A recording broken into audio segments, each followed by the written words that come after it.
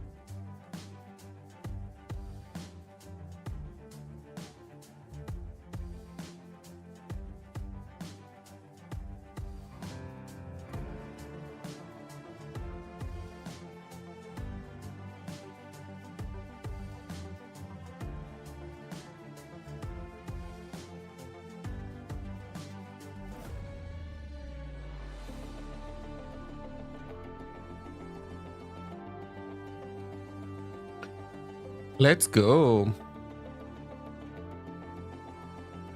So yeah, I have to activate my green screen. One step at a time.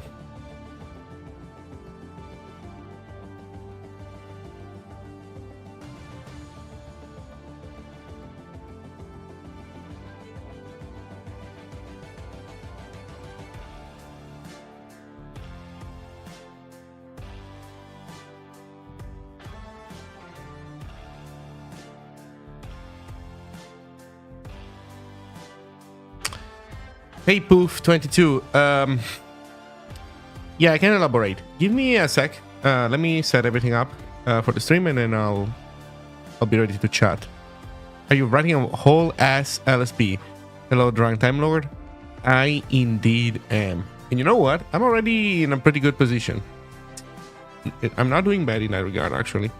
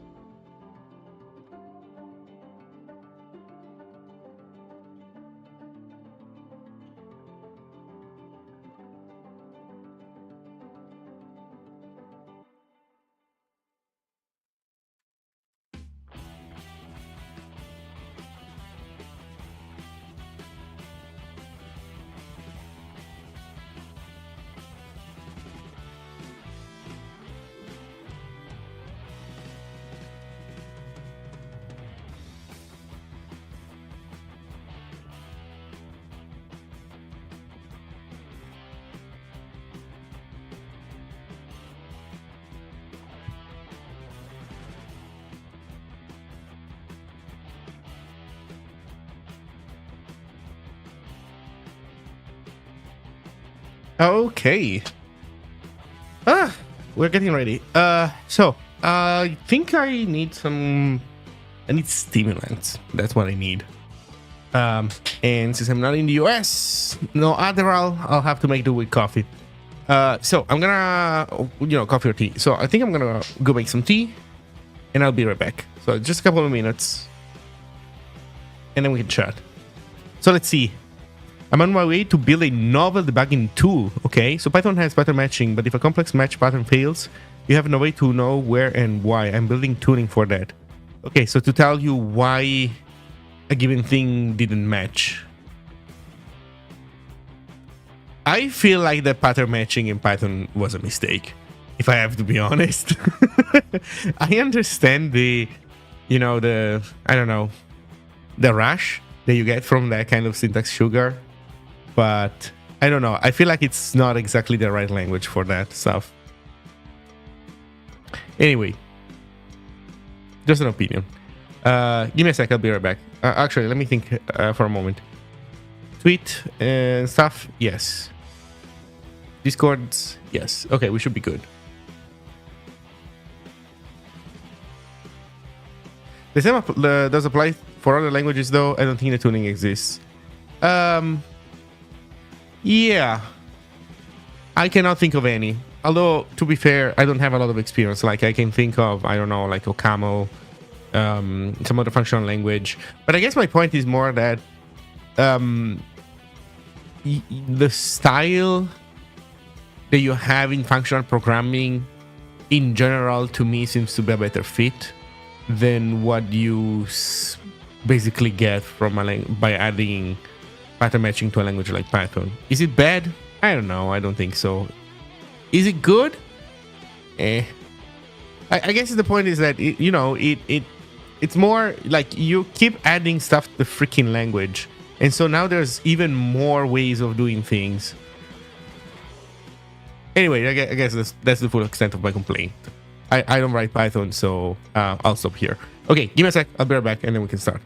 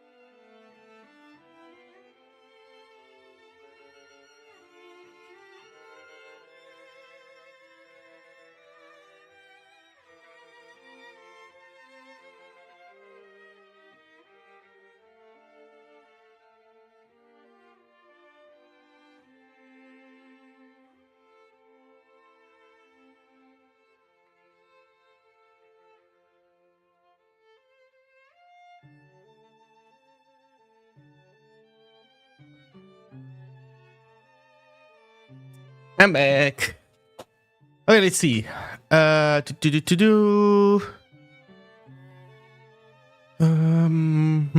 Solalicious. Hello. Welcome.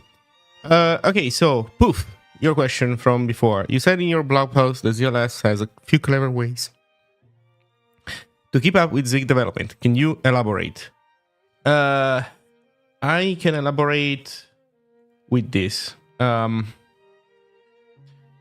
If you look at the code base of ZLS, they have somewhere. Is it config gen? No, that generates their. I think that only generates their thing there. Let's see, analyzer. You know, I forget exactly where this stuff, but I believe that they have some stuff that inspects some parts of the Zig code base, and they use that to define things. Does anybody remember what is this stuff? Or you know, maybe I'm wrong. I don't think so. I don't know where it is right now, but I am pretty sure I saw it at some point.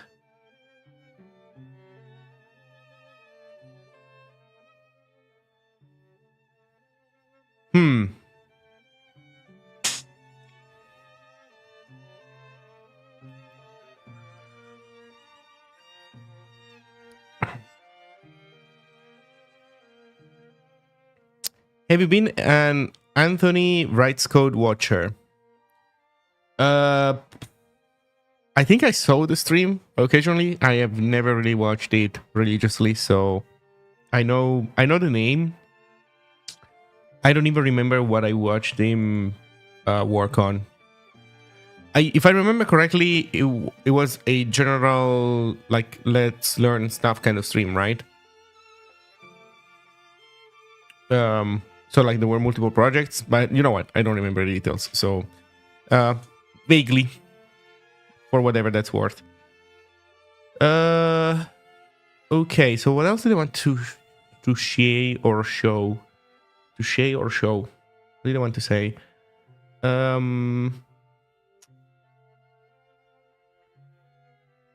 Ooh, here's what I want to say. Actually, give me a sec. Okay, yeah. Hey, Solalicious. I can show current state of the LSP? Yeah. Is an HTML LSP just completing the tag name and any of its properties? You could implement that, yes, for sure. That's not what I worked on, though. I worked on this, Hayes. I worked on basically giving you errors whenever you have wrong tags. That's what I'm working on mainly now. But then you can add stuff on top of that. So, for example, and even before we get to the specific semantics of things, right now my LSP doesn't understand what a div is, doesn't know what a body is, doesn't know any of these rules. But it knows that they should match, and if they don't match, it's a problem. Also, I want to add errors for duplicated attributes. That's also a no-brainer. By the way, Buffy Derp, thank you for the Prime sub. Thank you very much. So this is what I'm working on right now. I can just give you my Prime for supporting Zig rather than all the gamers. Right. Oh no, you're depriving XQC of one Prime sub by giving it to me. So this is what I'm focusing on right now. What I think I want to do is continue up until this core functionality is fully complete, or at least complete enough. And then I want to leave it to the contributors, to other contributors, if they want to add other stuff. Because if I have to be honest, I'm not focused on making the ultimate HTML LSP. I want to set up, how can I say? I want to implement the basic stuff, the important stuff. Let me also remove banana. I want to implement the important stuff, but then all the other fine-tuning, I think, can also be done by somebody else, because it's also very contributor friendly. So like, also, by the way, I do have auto formatting.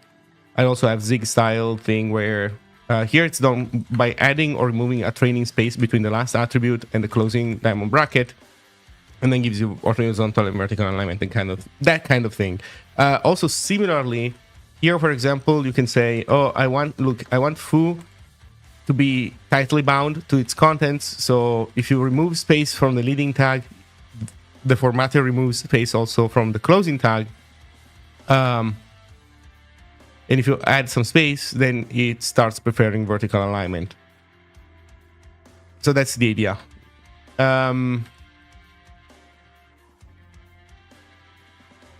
So yeah, that's what I'm working on. But while we're warming up, while people are joining, let's, I don't know, chat a little bit. How is the formatting done? Do you shell out to Prettier or something? No, man, I don't shell out to anything. It's purely, entirely, deliciously in-house.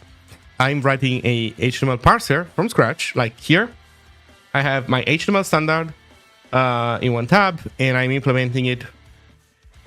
One painful state of the suffer machine, one painful state of the state machine after the other. And so basically I just know what, I recognize individual tokens, and then that's what I format.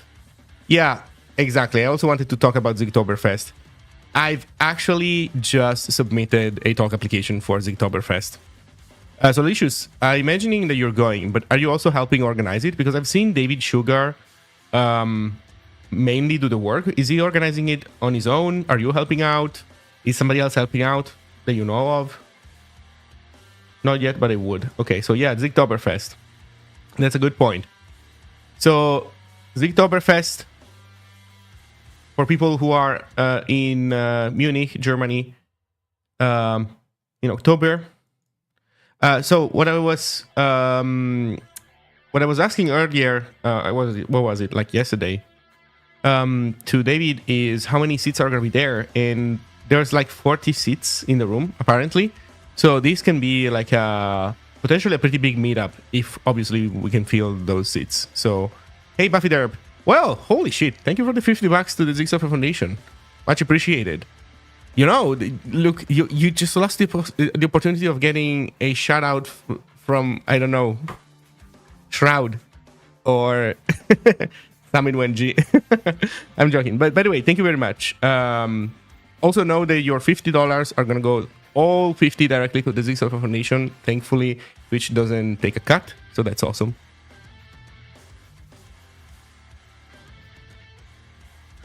So by the way, are people on YouTube doing fine? I want to see if YouTube is fine, because I don't see any comment. I haven't seen any chat message. Are people dead? YouTube, show yourself if you're alive. Yeah, the stream seems to be fine. Okay. It's just that nobody's watching. There's a few people, but they're not chatting. That's fine. Okay. So yeah. I have no idea what this is. Hochschule. Hochschule. I don't know. I don't even remember how to pronounce it anymore. That's school though, right? So that's a kind of school. Let's go. YouTube is alive, confirmed. Thank you. Thank you very much. It's a uni. Okay. Okay, so this is it, and there's also in the Zigtober, so inside the Big Zig Discord server, there's a Zigtoberfest thread. The Zigtoberfest thread also has a link, has two links. One is to RSVP to the event, and the other one is to RSVP and also submit. Actually, I'm not sure if this counts as an RSVP as well as a talk submission, but I'll assume that that's what this thing does. So, if you're in the area, check it out.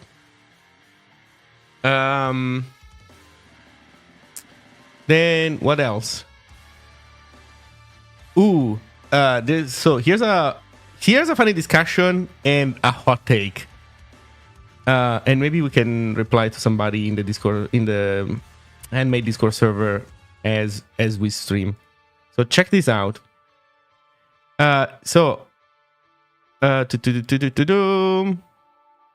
I guess for context first, is there a better link than the video? I guess we can go to the website. So for context, Andreas Kling has announced the Ladybird initiative. So Ladybird is gaining a 501c3 nonprofit foundation, just like the Zigsoftware Foundation. They don't have nonprofit status yet, but they're pursuing it. So I guess it's a bit optimistic to assume that they will get it because it is not guaranteed. And I heard that it's become harder to become a nonprofit lately. But I would assume that also considering that the founder and ex-CEO of GitHub is involved, probably they will be able to pull it off. In any case, yeah, they're making a nonprofit, and they're going full steam ahead on Ladybird. People have had a fairly negative response to the website because it feels like very, how can I say, it's a very different stroke than what people got used to when looking at Serenity, right? Or the kind of thing where it was extremely minimalistic. This one is, I don't know, this style it's kind of trying to sell you on a cool idea, kind of like a startup product of some kind. In any case, this is just like a visual feel. Whatever. To me, it doesn't matter much. Thanks for recommending A Programmer's Perspective, by the way. Been having a blast reading it. Wait. I forget what this is. A Programmer's Perspective. Is that a book? I'm guessing it's a book, but I don't remember. Where did they recommend it? I'm sorry, Cybercyclonic. I'm completely blanking right now. You will have to remind me. What? Did I really do that? Are you sure you're not confusing me with somebody else? Hey, Rammer. Oh, Computer Systems, A Programmer's Perspective. Oh. Is that the book that actually the handmade community recommends? Oh yeah. Okay. Now I'm following along. Okay, good that you like it. Honestly, I always point out that it's the handmade community recommending it because I want to give attribution to the people who actually gave the suggestion, but at the same time, I also haven't read it myself, and I suspect that kind of book is probably going to be a little bit too, I don't know, stuffy for my taste. So I don't know.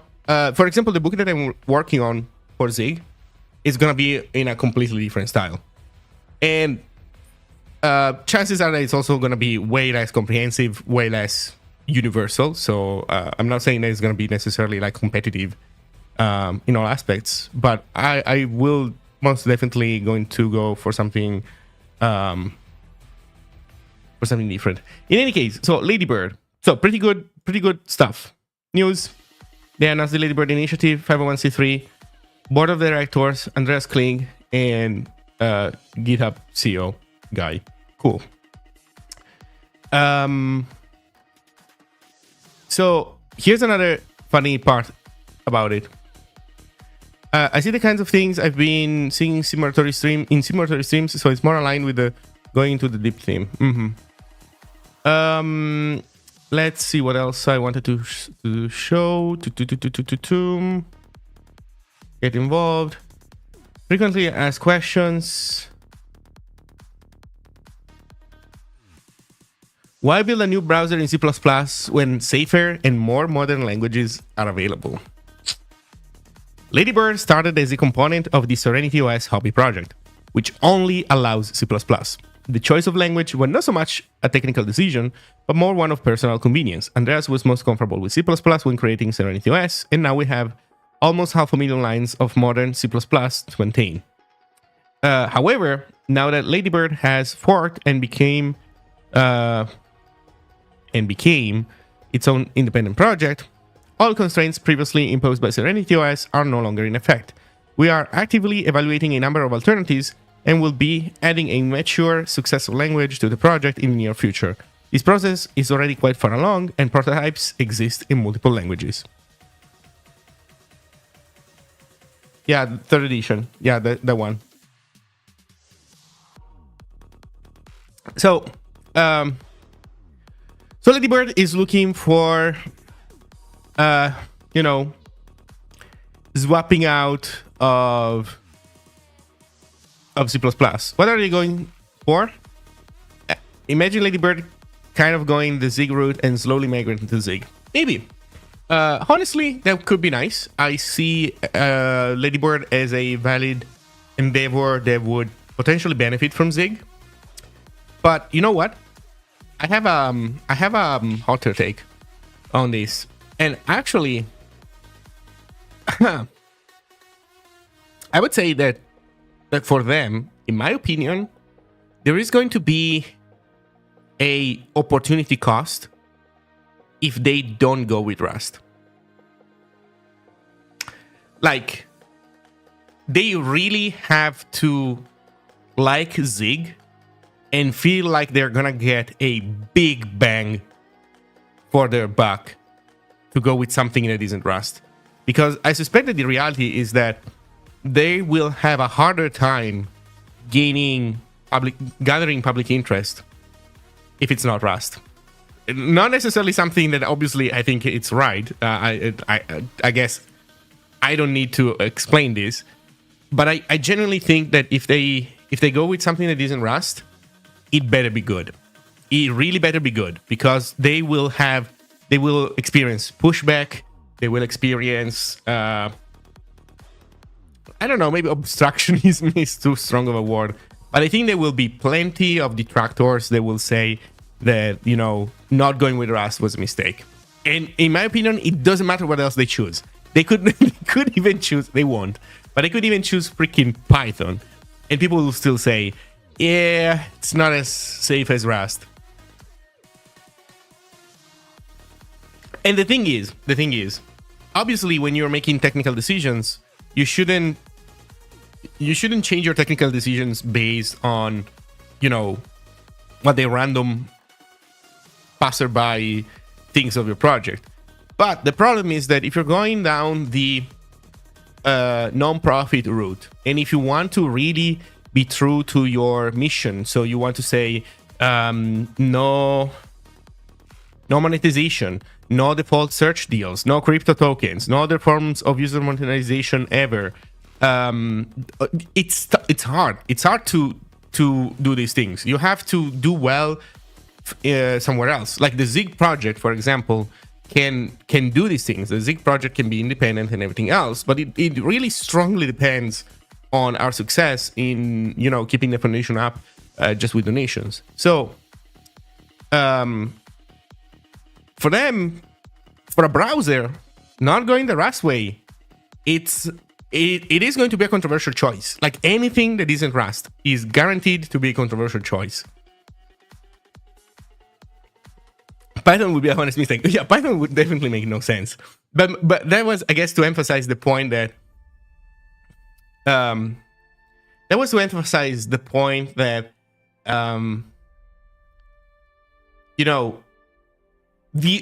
reality of safety is not even that important.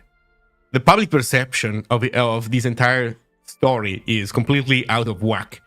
So you could even, they could even write the thing in the most abstracted and sandboxed language there is out there. People would still say not as safe as Rust.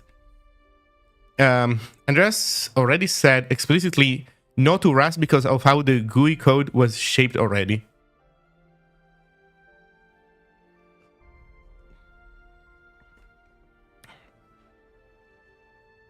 Because of how the GUI code. So the GUI, you mean as in the windowing? Because the window doesn't seem all that important to me. As in, even if the windowing code is kind of ugly, that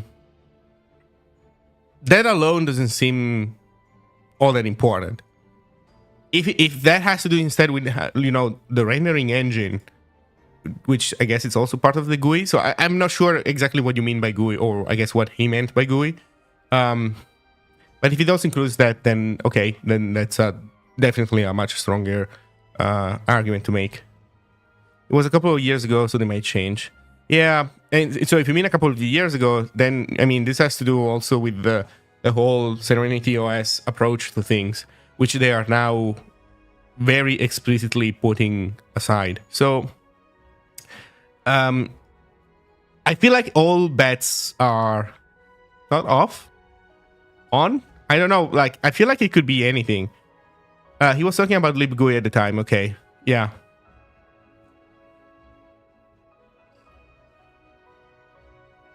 Okay. Yeah, but they're not using libgui now, right?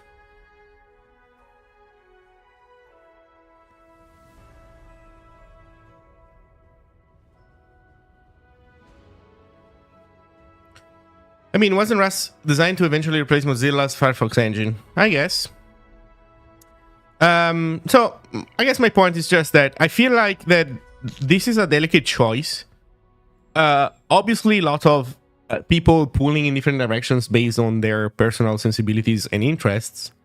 But if you want to look at this from like a dispassionate angle and really think about the actual success of the project, Rust has to be your default choice. And like your null hypothesis should be Rust. And then if you deviate from that, it means that you found something else for which you can bring to the table enough considerations that are strong enough to make you move to a different decision. Ladybird used libgui at the time. I don't know if it were if AK worked in a separate Chrome for it. Yeah, I don't know. But sorry, if I remember correctly, libgui is tied to Serenity OS, right? Libgui isn't really multi-platform, right? You know what? Actually, I'm not sure about that because they could already build Ladybird for Linux in the past. You know what? I don't know enough to really be able to comment on that. I won't care about the underlying tech. I only care about whether the project performs good enough, I suppose. Yeah, but sorry, the point is, you do care about this stuff from... So some people care about it from a programming perspective. Oh, I want this thing to use a programming language that I like so that I can also, you know, maybe participate. Or maybe, I don't know, I just like... I just want people to use a language that they like. I feel like sometimes people also have that perspective. But they're gonna get so much fucking flack if they don't choose Rust. They're really gonna get a ton of it. So I was trying to explain this. Maybe I didn't do a particularly good job in Handmade Discord. But people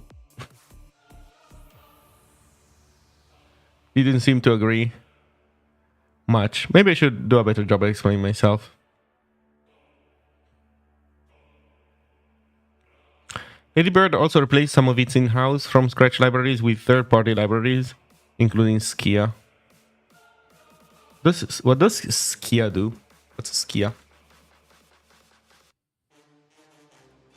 Open source 2D graphics. Okay, so SVG and stuff.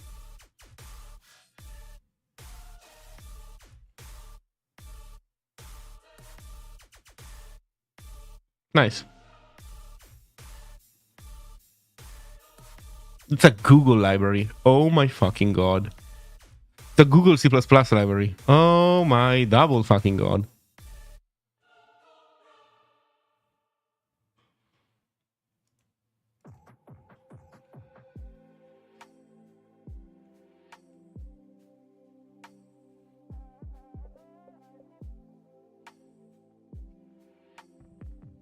Of course it uses Bazel. Why wouldn't it use Bazel?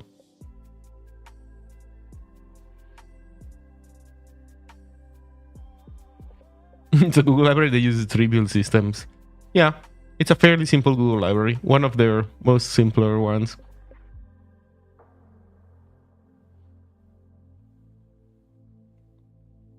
I don't know, man. Every time I see something related to Bazel, Looks ugly.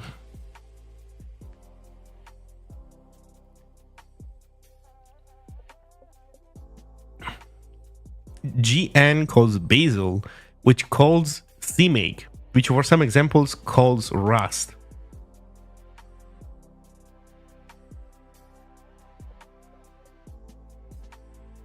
Jesus.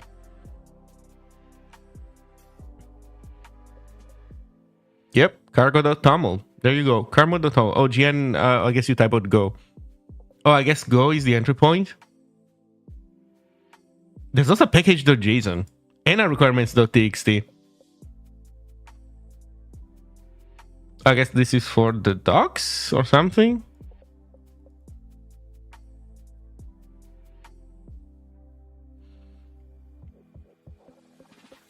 Well, okay, so a fairly simple, self-contained, elegant Google project. Okay. Oh, wait, it's marked as a public mirror. Interesting. Interesting.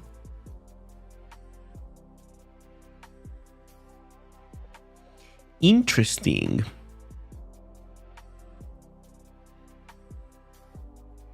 I think Go and packagization could be bindings. But there's a build system called GN. It's like good night.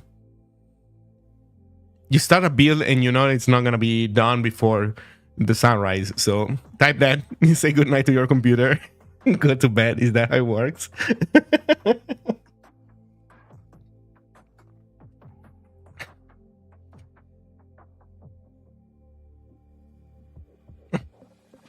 Can we give a moment of silence and just appreciate how great Zig's build system is? Oh, you want to know about this? Something funny? Let's go to twitter.com. Where all the funny stuff, well, all the funniest stuff is. So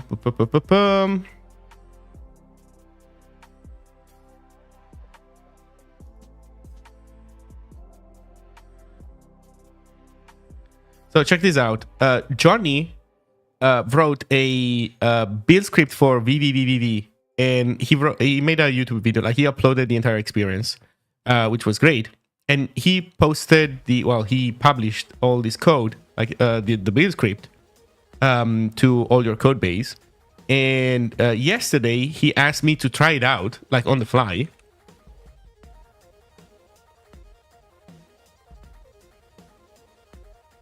And I literally ran Zig build run, which now doesn't need to compile anything because it was already cached, and it worked first try, which is nice because he was working on Windows. So yeah, there you go, it works. So that was funny.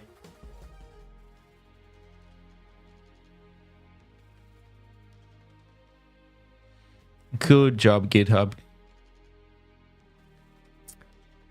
Nice UI work. Okay.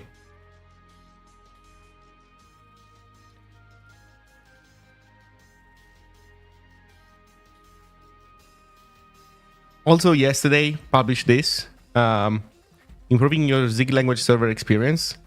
Primagen was complaining about ZLS a bunch a while ago.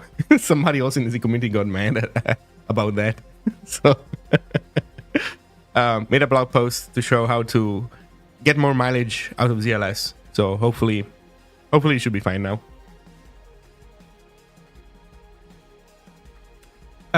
Okay, shall we do some work?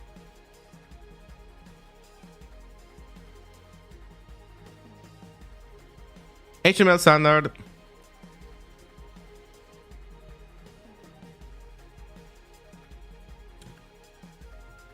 Simplex can go. Okay, what do we need to implement still? Man, there's so much stuff. So we were looking at markup declaration open, and I believe we do comments correctly, although they might benefit from a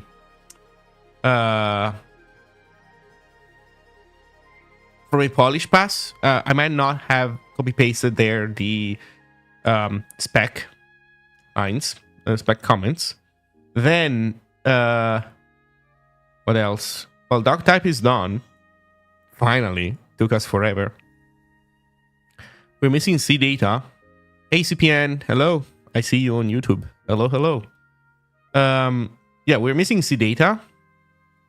And I think we're good because everything else is a bogus comment. So yeah, C data, double checking comments, and then there's a few states more. Also, C data is kind of weird because it talks about concepts that I haven't seen yet, like consume those characters. If there is an adjusted current node and it is not an element in the HTML namespace, then switch to the C data section state. Otherwise, this is a C data in HTML content parse error. What?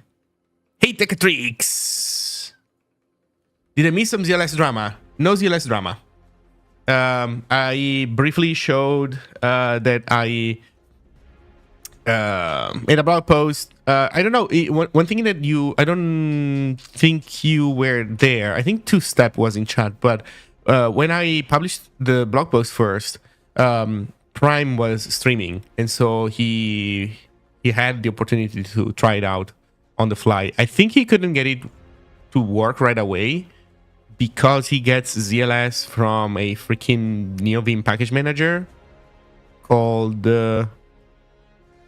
something with an M. Masonry, maybe? Something like that. Mason, okay. Mason. And yeah, so for people who use ZLS through Mason, is there anything weird that Mason does? Like, can you not just find the ZLS executable and just put your config settings for ZLS whatever you want them and call it a day?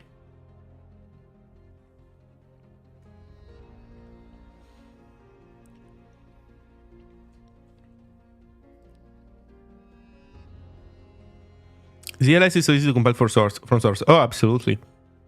Absolutely. But you know how it is. Also, Techatrix. Sorry, people were asking earlier and then I couldn't find it. Do I misremember that you guys have somewhere some metaprogramming thing that looks at stuff like built-ins, like type definitions and stuff,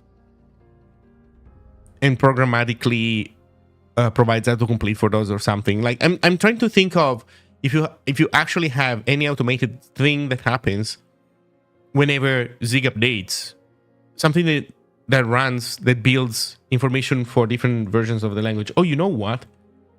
Now that I remember, it's somewhere. Didn't see anything unusual. Okay, you have it somewhere. Wait. You have somewhere I don't know where it is, but somewhere you have a specific something that is specific to each Zig version, right?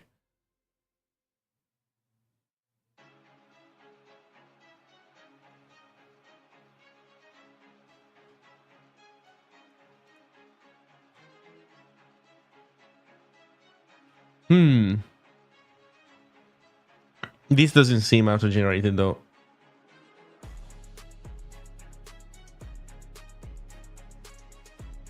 I don't know. Features?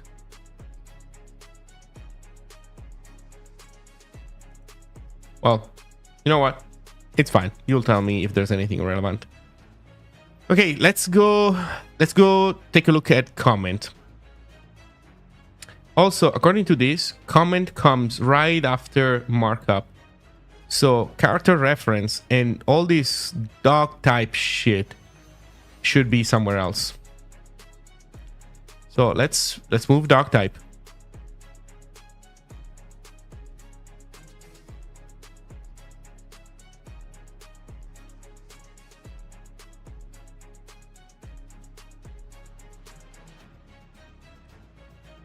Oh man, there's gonna be so many DocType related states. We need to find where they should go.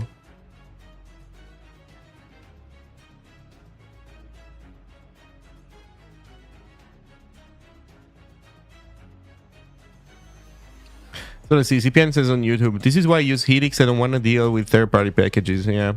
There are separate releases for different versions in GitHub releases, right? You mean about ZLS? ZLS parses the Zig langgraph to collect all built-in functions. Oh, okay. Okay, so config gen. Okay, so config gen is helps with that. Okay.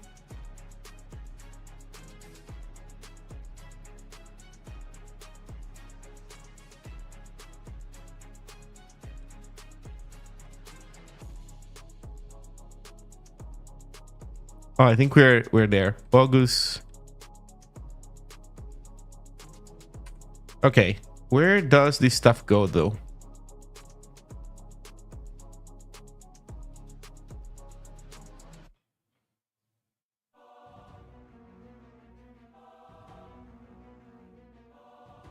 Attribute, markup declaration, comment. I think it's below comment. Yeah. Comment and bang state.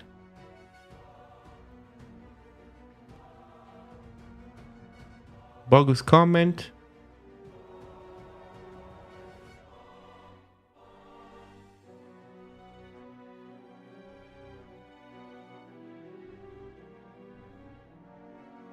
Interesting, the bogus comment is not listed here. Where's my bogus comment, man?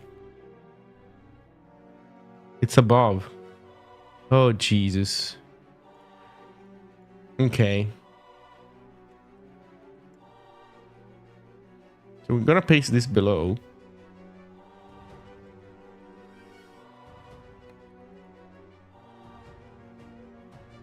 Here we found bogus comment. Bogus comment needs to move above. Comment and blah blah blah. Comment. Markup. Declaration open. What do we have up here? After attribute value. Self closing start tag state. Oh no, these things are completely out of order. Okay, that's another thing that we need to do. Is there something similar to Rust num in Zig? It was a pleasure to work with when parsing tokenizing streams. So I don't know what num is, but I can tell you what the correct tooling is in Zig to do parsing. The correct tooling in Zig to do parsing is std.mem.tokenize, and there's a family of functions. I don't have it to complete with me, but there's like tokenize any. Tokenize any returns an iterator. Basically, you're tokenizing a buffer by providing a bunch of delimiters. Every time any of the delimiters is found, then a token is cut. Then there's tokenize, just tokenize, and this one says return an iterator that only iterates over the slices of buffer that are not any of the items in delimiters. I think this is one. You know what? I think tokenize is there for retrocompatibility. Actually no, this is still showing me tokenize any. I think that tokenize doesn't exist anymore. Now we only have tokenize any, tokenize sequence, and tokenize scalar. So tokenize sequence, actually let's do scalar first. Tokenize scalar is just one delimiter, so like split on only spaces, while tokenize any is split on spaces or new lines, and you provide like a string that contains a space and a new line. And then tokenize sequence is like you're tokenizing on I don't know, like space. So you put two spaces in there, and you need to have two spaces one after the other in the string for tokenization, for a token to be cut. And then you have split. Split has split any, split sequence, split scalar. So these are your two main tools for parsing. These two bad boys will get you so far. Like they will get you, I don't know, 99% there almost every single time. There's also some more advanced stuff. There's like, I think there's also a CDMM window. Let's see. Yeah, there's also a window if you want something more funky. This is like a sliding window type of thing. That said, let's see what num is.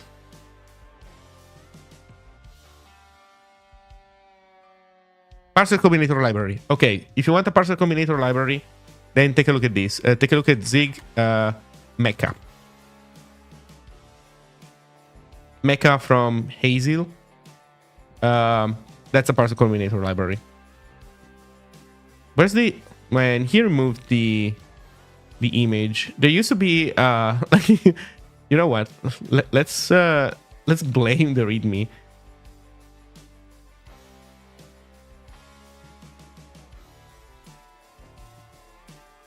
Man, he removed the image. So basically it's called mecha because of, like, you know, Japanese mecha robots, and like there was this animated thing of a robot like becoming more like you know, Gatai, and then they all combine, that kind of thing. That was fun. My only problem with those is that I don't know how to skip over skipped quotes. Those as in tokenized functions. That is because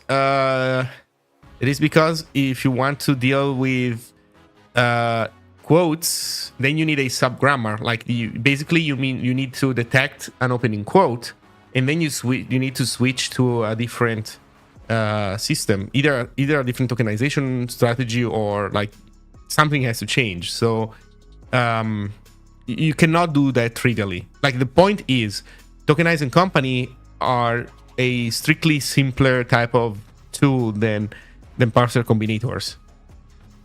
So long story short, you would basically need to create I don't know, like a second tokenizer maybe, or something like this. Which is kind of what you're doing when you're using a parser combinator library. It's just a more complex type of job.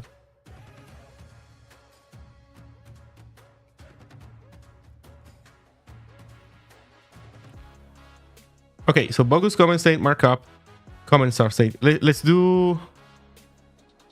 start with from markup declaration, comment start state. Character reference, we'll leave it there for now. We'll see what to do with it later. Okay, so comment start state, copy link address.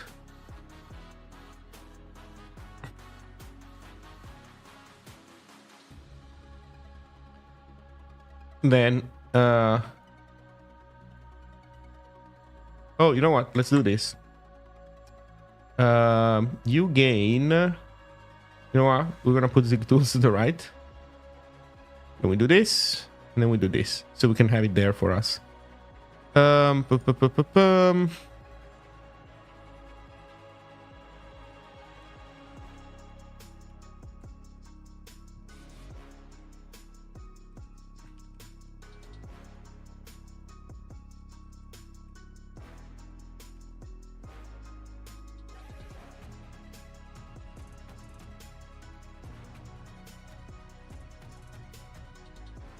Okay, let's see if our behavior matches. So, hyphen minus, switch to the comment start dash state. Yes. This is bad though, because we are not saving. So we comment start gets a comment start value, which is just an index of where the comment starts. But then when we go to comment start dash, we don't pass that information down. So we need to do this.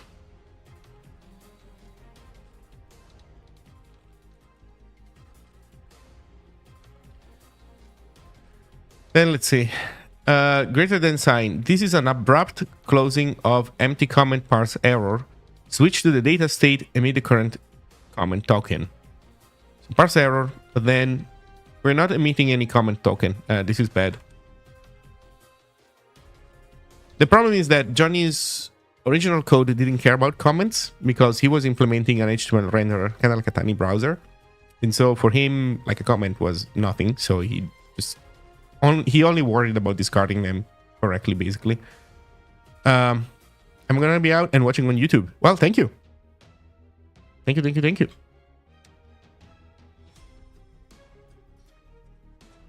So yeah, we need to emit comment tokens now.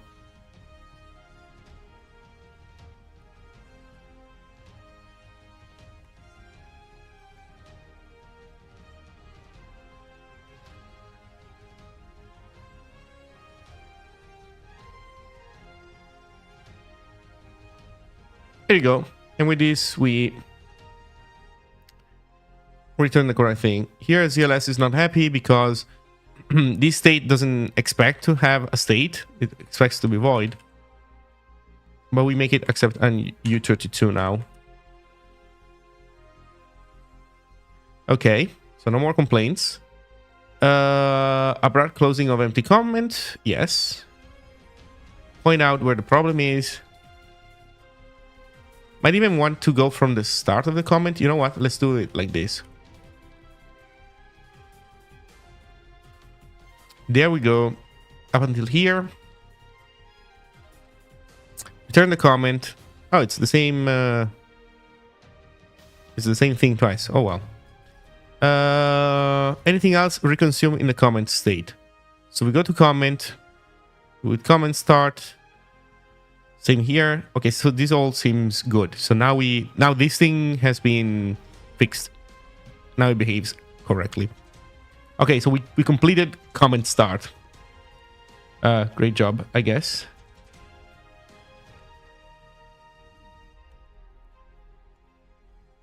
Comment start state. Comment start state. So this is what we did just now. Wait, no, actually no. Is that it? Oh yeah.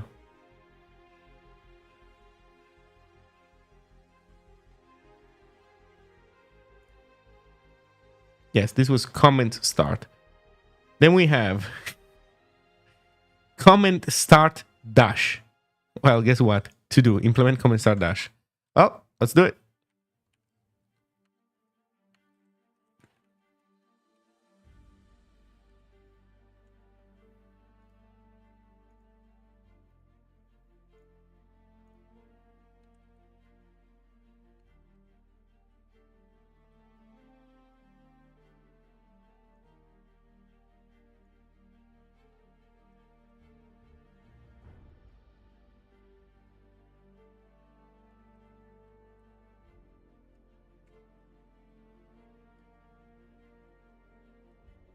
Okay.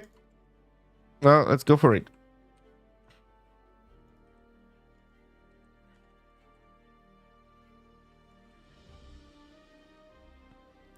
Okay, let's start with EOF. Your game starts in 30 minutes. As an Italian, will you be watching that? No, sorry. I'm guessing you're talking about football. I just don't care about football. Sorry. Actually, doing things in English internationally is kind of my safe space away from that stuff. I don't know, man. I just don't care. I was never good at the game. I find it boring as fuck. There's like 11 dudes chasing a fucking ball for 90 minutes. If you're lucky, 3 goals happen. It's incredibly boring to me. I'm like, I can't empathize with, you know, the thing of playing with the ball because I'm not good at it. I don't know. I used to watch basketball. That was way more entertaining. Like, I feel like in terms of game design, it's such a much better game. But then everybody loves football, so I don't know. It's fine.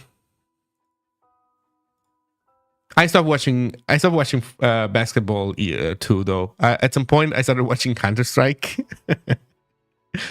You know, back when ninjas in pajamas were a thing. Pasha Biceps, Fnatic. Haven't been watching much of it lately. So let's see. EOF in comment parser error. Emit the current token. Emit an end of file token. So EOF in comment, yes. And then we emit the current error. Emit an end of file token. Yes.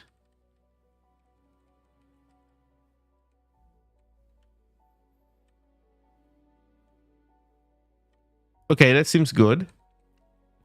Then let's see. Hyphen minus. Switch to the comment end state.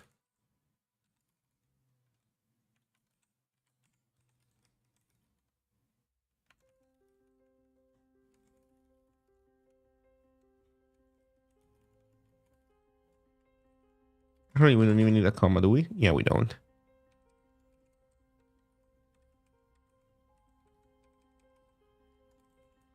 Greater than sign. This is an abrupt. Oh, okay. So this is more serious.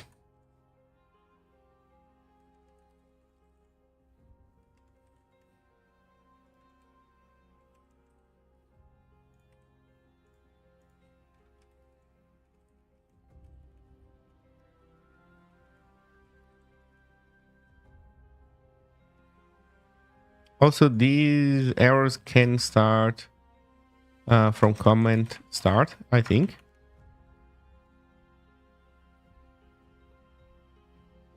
Euro teams are getting worse and worse, and the games aren't that tense anymore. My country won against Italy by pure miracle. They didn't play well. Are you talking about football or Counter-Strike? I'm joking. I imagine that you're talking about football.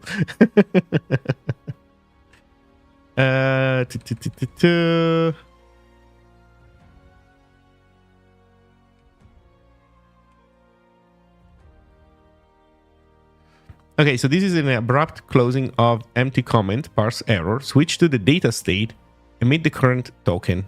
Okay. Oh, so we also want this.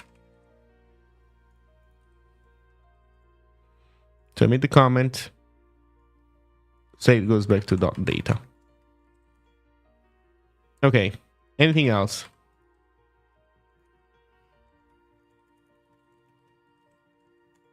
Append a hyphen minus character to the comments token data reconsume in the comment state.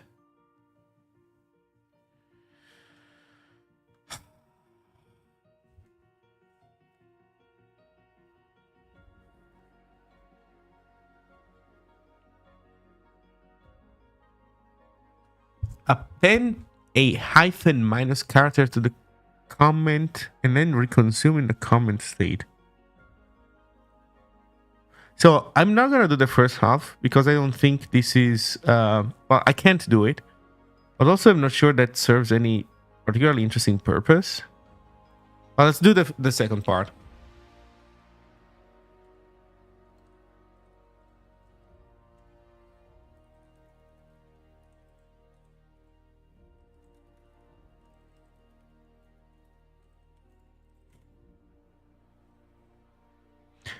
Okay. So with this, we should have implemented comment start dash correctly. Let's do comment state.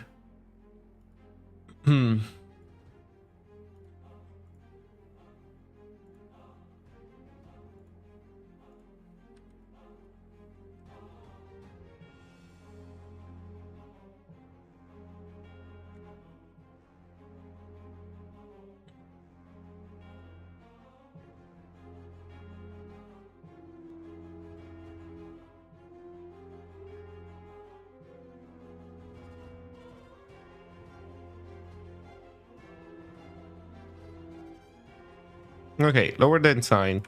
Panic to do. Nice. Hyphen. Null. EOF.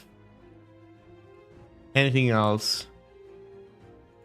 Okay, I think there's gonna be stuff to do for us here. So let's see. EOF. This is an EOF in comment parse error. Emit the current token. Emit an end of file token. So yeah, EOF. Can do comment start. Less than sign. Append the current input character to the current token data. Switch the current to the comment less than sign state.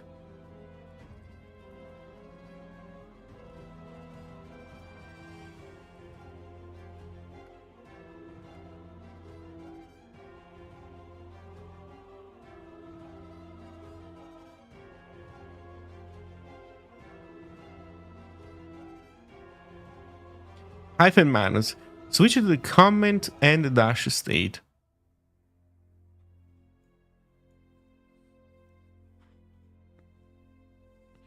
So here we are kind of setting an end to the comment, but this is a bad idea, I think, because we don't know that this is where the comment ends exactly for us.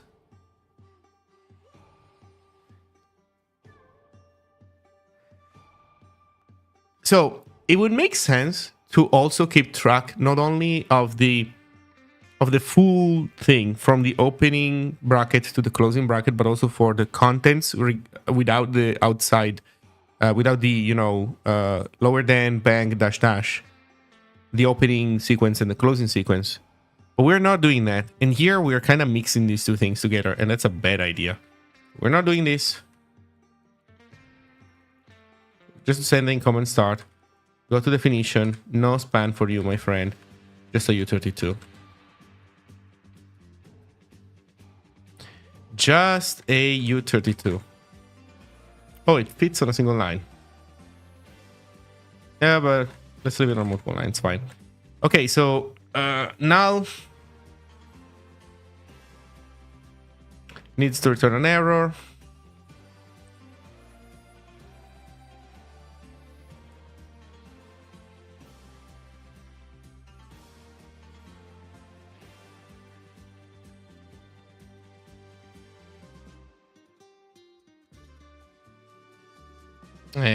Need to copy it again. Okay. Let's see.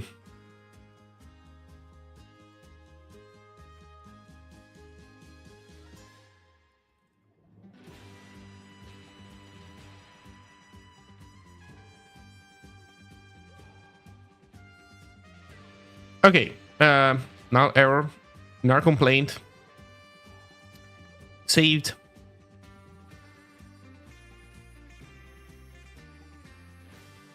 Okay, so comment state seems done. Let's see, comment state. Comment less than sign state. So we have end. We have comment end, we had comment end dash. Where's all my other comment states? Where's comment less than sign state? Comment less than sign bang state? Comment less than sign bang dash state.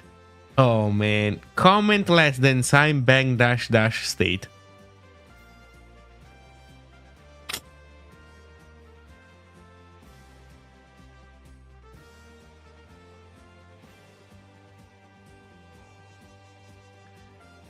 So I feel like this state is useless. Like these two states are completely useless. They all say, well, if there's a minus, great. Otherwise, we're consuming the comment state.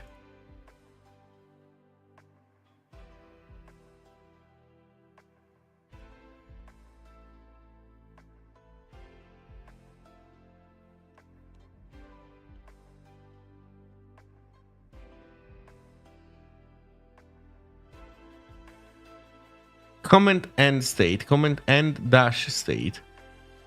Comment end bang state. Oh man.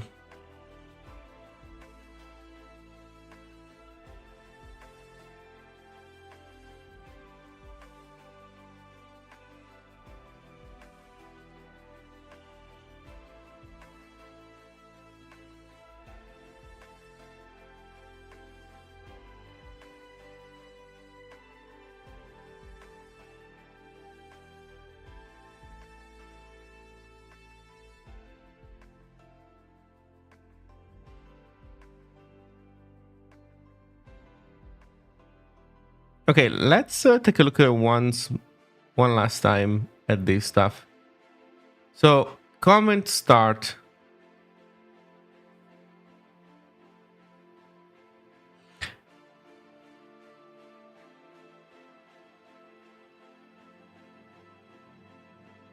So markup declaration open.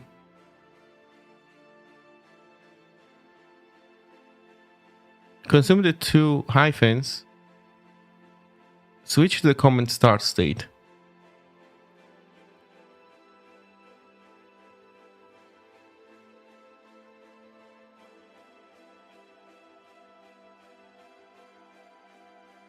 I didn't know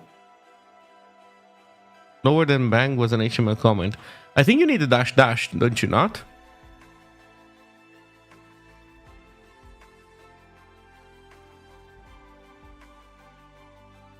I think you also need a dash dash. Like looking at this parser, after the lower than bang, it checks for a dash dash.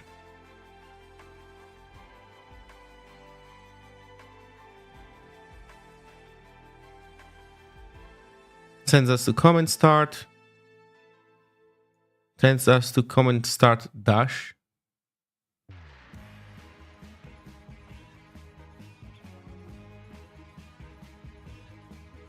You know what? let's just implement what it wants us to implement. Honestly, whatever. We're gonna implement a couple shitty states that just kind of suck, and that's gonna be the end of it, I think.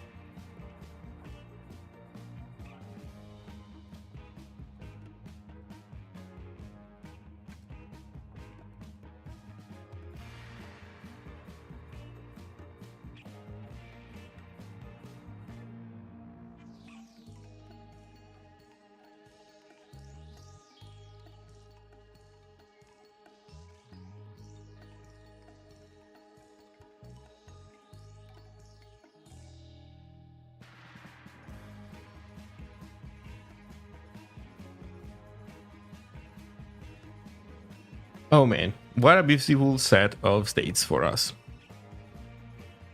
Okay, less than sign. Let's go.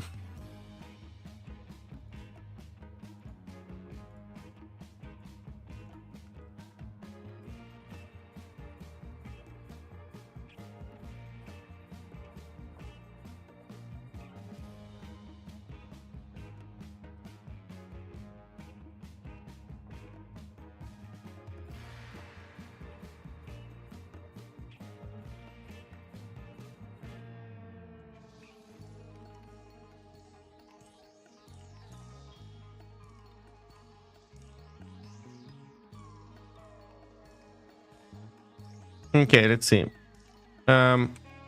Exclamation mark. Append the current character to the current token's data. Switch to the comment less than sign bank state.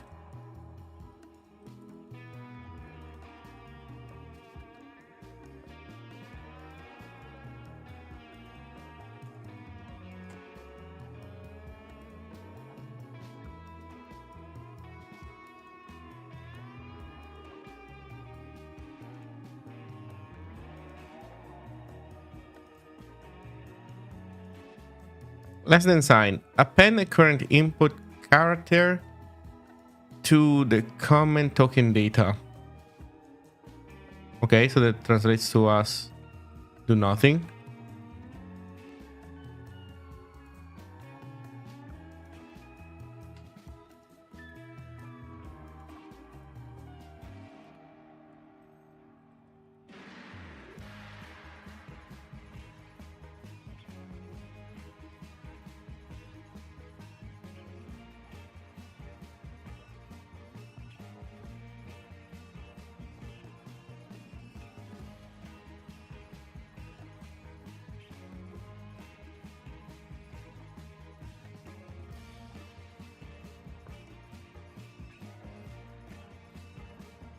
Okay, so I think this is it.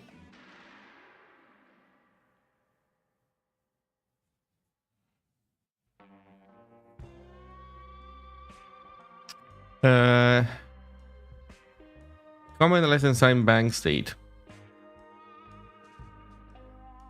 Comment less than sign bank state. So if you find a hyphen, the first one sends you to the second sends you to the third one. Wow. What a beauty.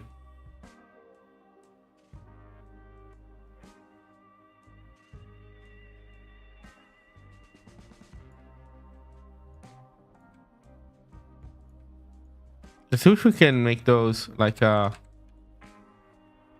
just one case.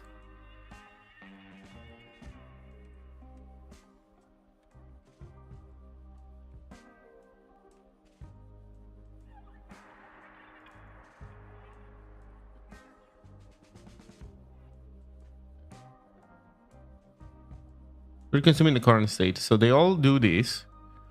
They all do this. The only thing is that they have a hyphen minus case, but depending on the current case, you want to do something else. Okay.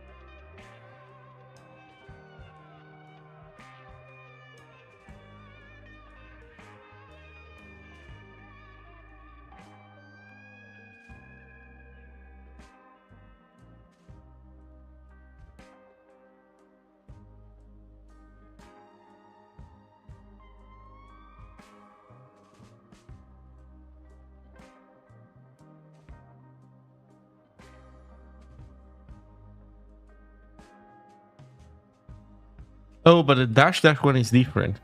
Fuck. So we can only collapse these two, not the dash dash.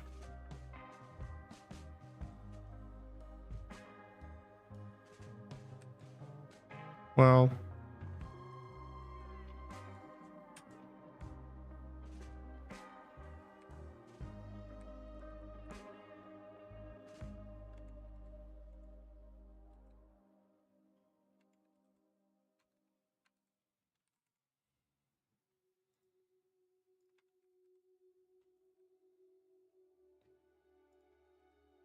Okay, so for these two, we share sign bang.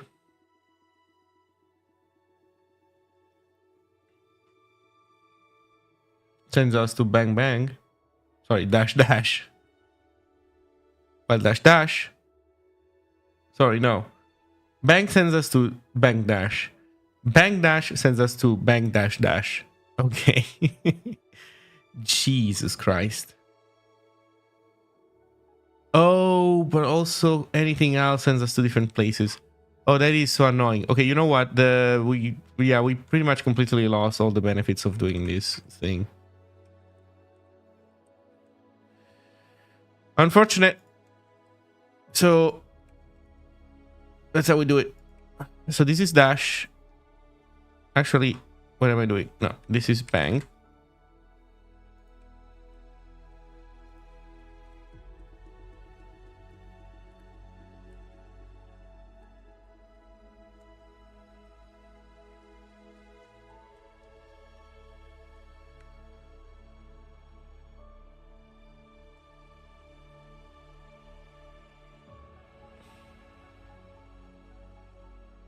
So this sends us to the comment state. Well, this one sends us to the comment and dash state. Oh, God. Okay.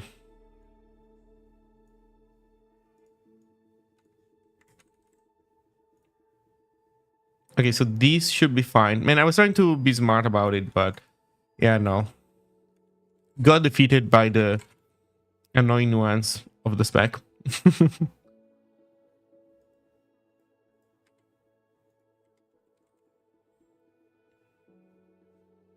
Okay, so bang bang, sign bang should be fine. Sign bang bang. Sign bang dash. Sorry, sign bang dash. Sign bang dash.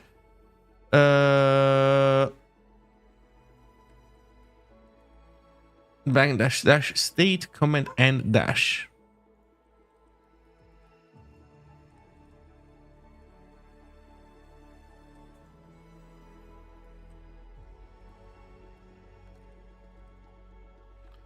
Okay, and then dash dash.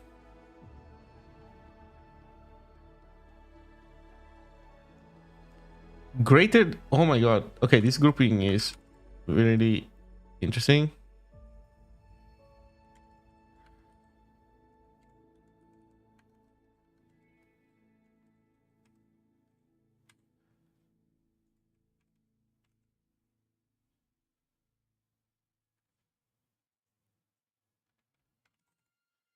Greater than sign an EOF for reconsuming the comment and state. Reconsume.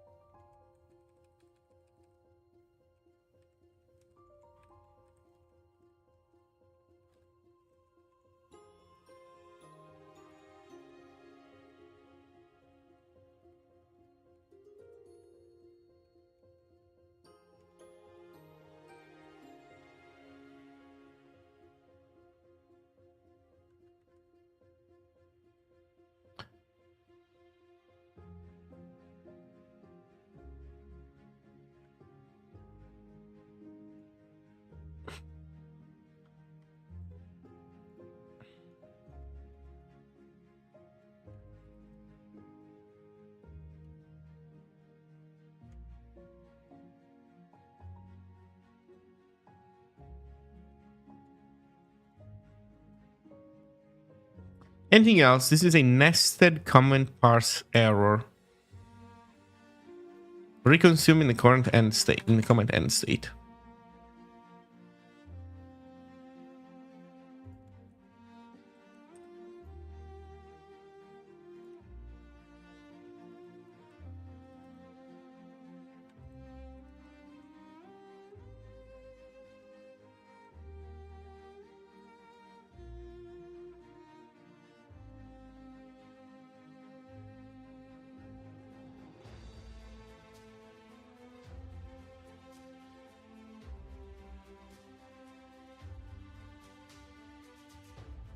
Oh, you know what? Maybe doing this is not a bad idea.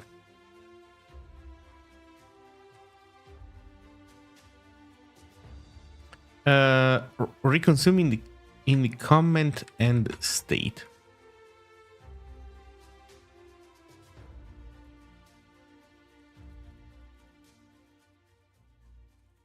There you go.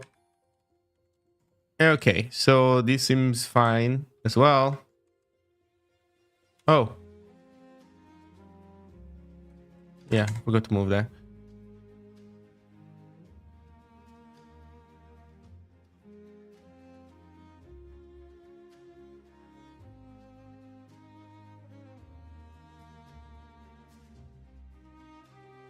Okay, so that leads us to comment end dash and comment end. And then comment end bang. Okay, 3 final states for comments. Only 3 states. Jesus Christ. Man,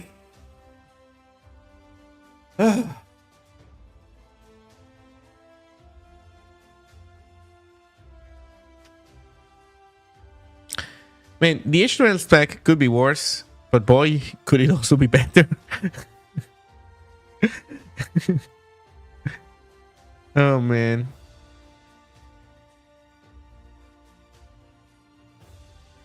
Oh man.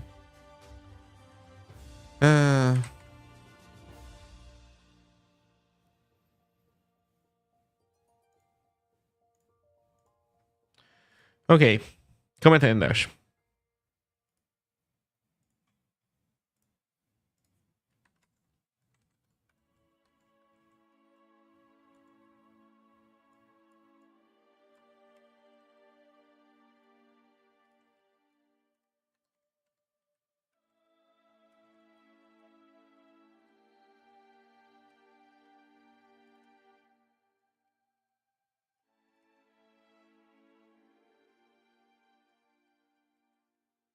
Okay, let's see how we're doing.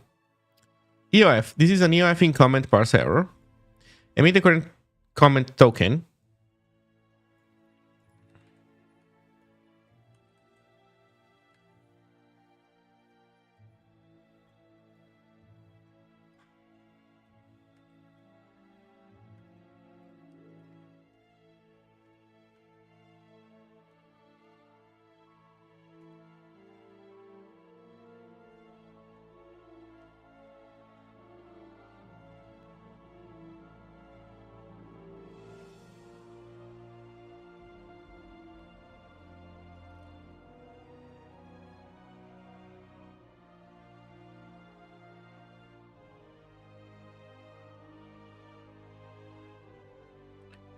Hyphen minus. Switch to the comment end state.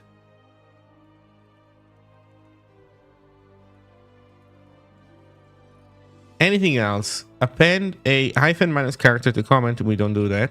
Reconsume in the comment state.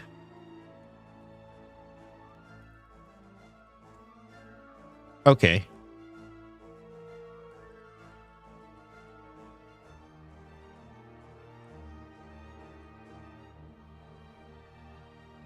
Okay, comment end.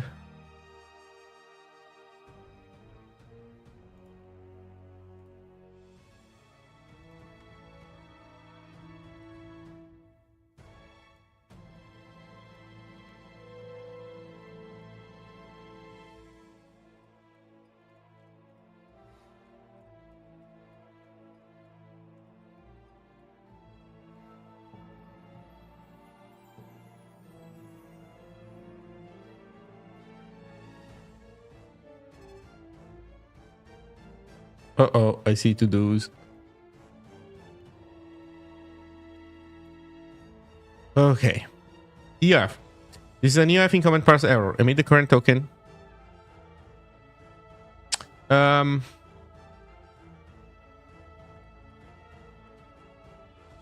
don't have a span though, my dude here. Just have a user G2. Let me tell you. Just have a start.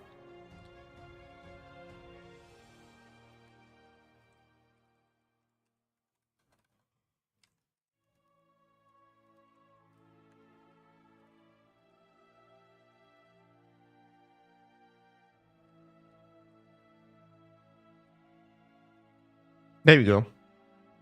Greater than sign. Switch to the data state. Emit the current token. Okay.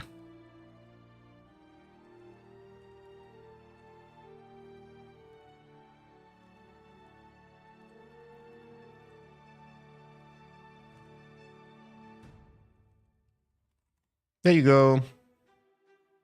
Bang. Switch to the comment and bang state.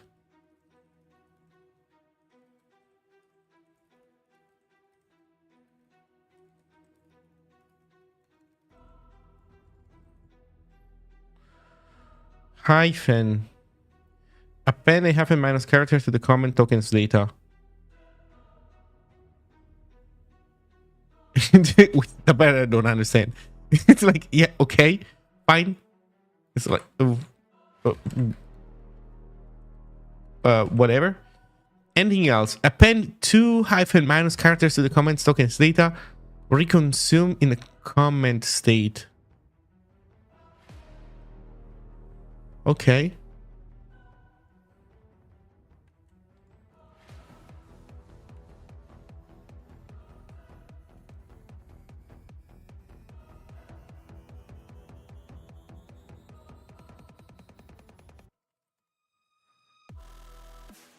Okay, I guess we did it all.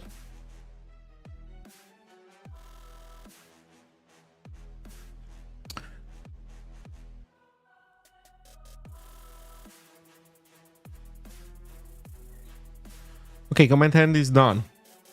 We only need comment and bang.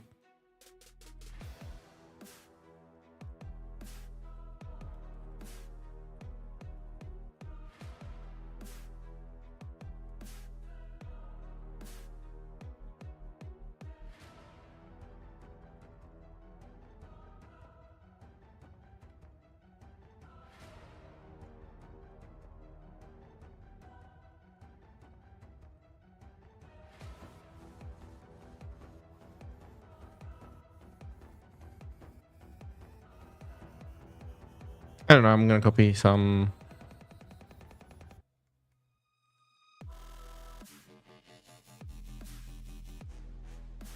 code. Okay, let's see.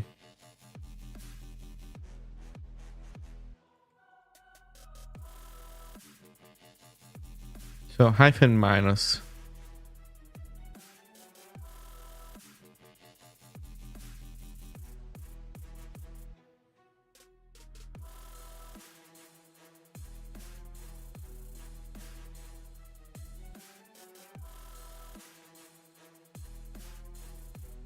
Greater than sign. EOF. Anything else?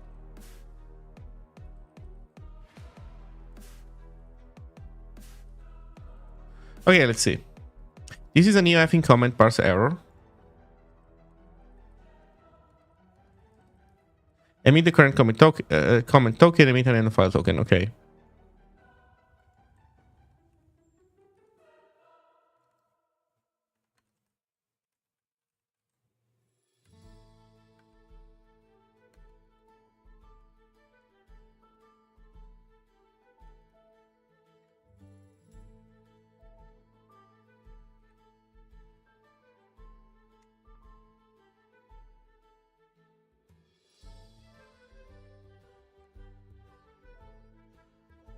Okay.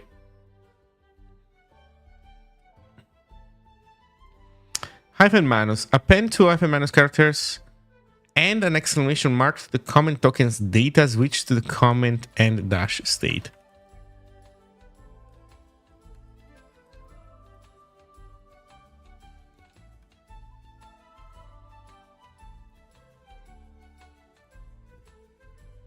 Greater than sign. This is an incorrectly closed comment parse error.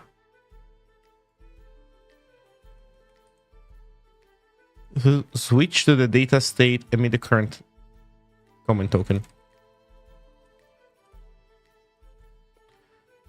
The error is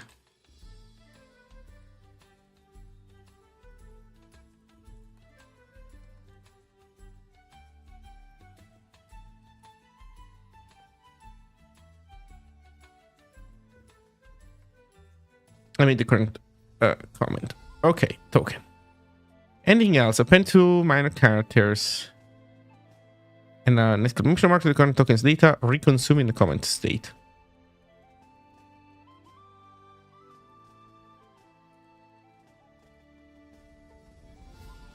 Okay.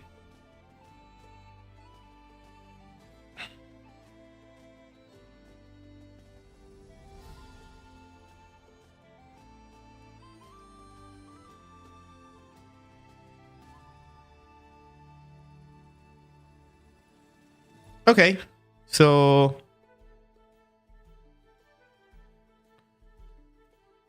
whew. We did it. We did it.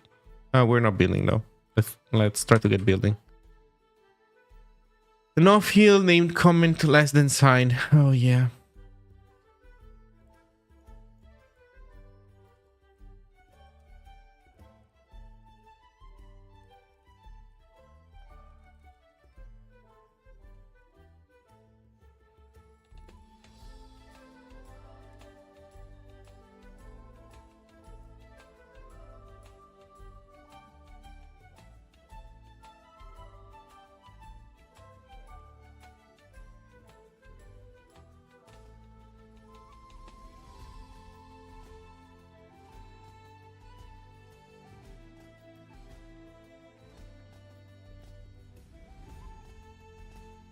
Okay, well, what are we still missing? No field name nested comment. Yeah.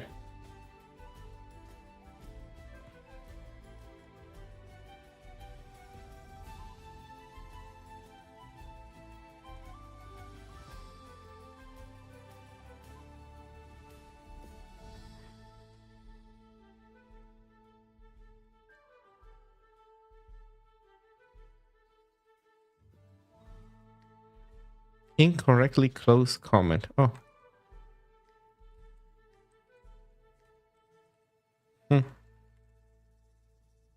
Okay, no more complaints. So we're back to building.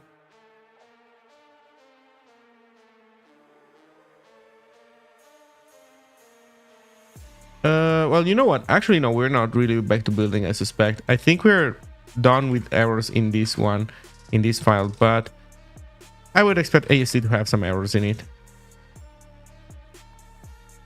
Really?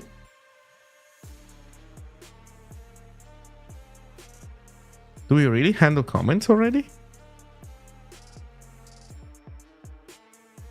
Oh, we do.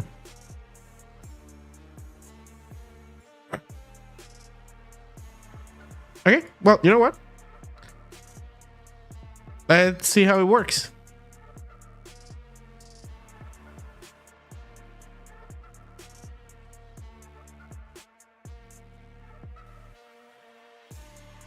Oh, you know also what we're missing?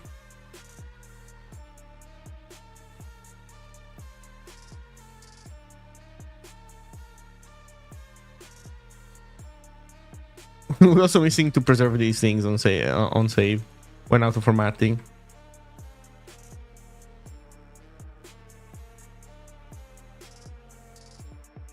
Okay, that's good.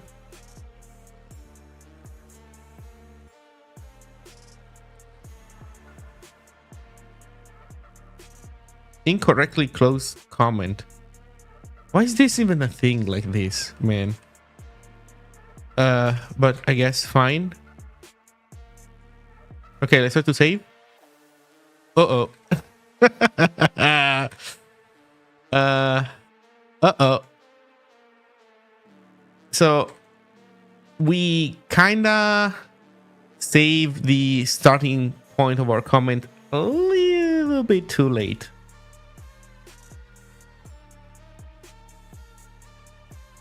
Problem number one. And problem number two is yeah,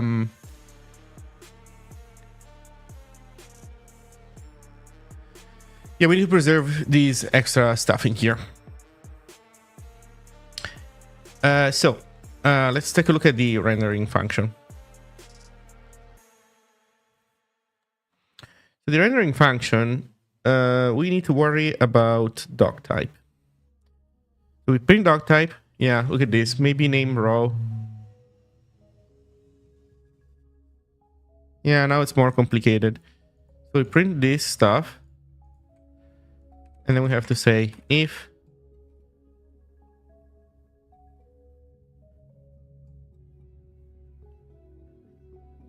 oh wait, we're not saving that other thing, are we?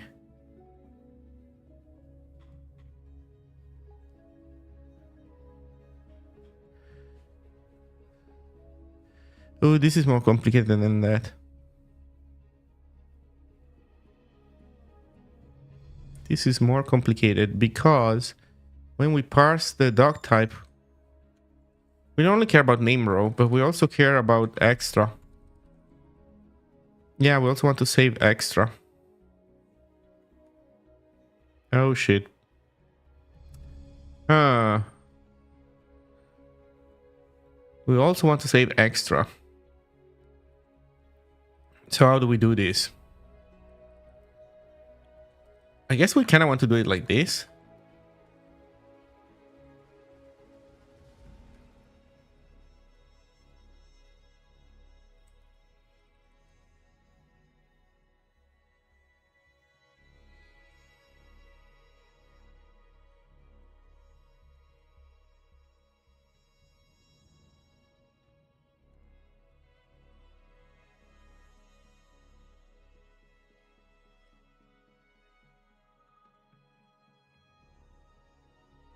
Is this a thing?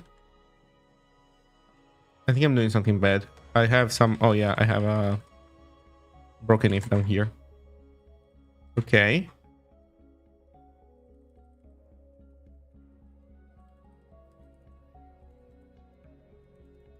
Maybe extra?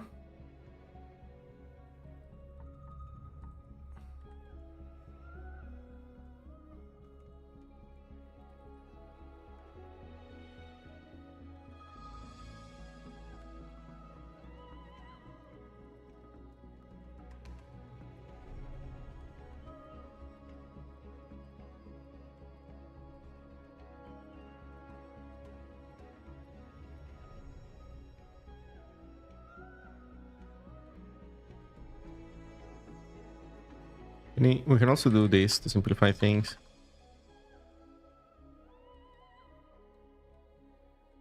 The problem with extra is that I didn't make it optional, and maybe I should make it optional. Man, it sucks. So for extra, we can't ask this. Basically, what we have to ask is extra.len greater than 0. And then there's no capture. And if so, maybe extra becomes...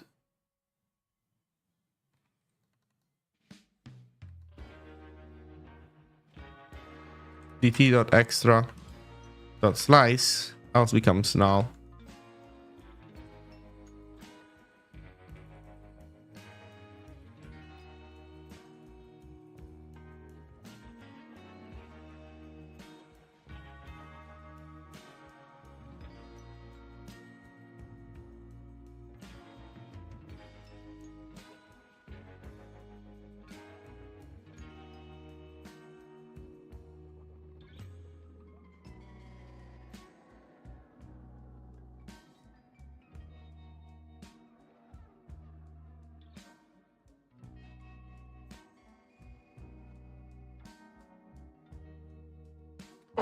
Chromaticity extra can only be about legacy compact. No, but well, what I call extra, that's not even that I made up, but I'm referring to this stuff here. What goes after the DocType name. So this string here. The one that contains the public core system.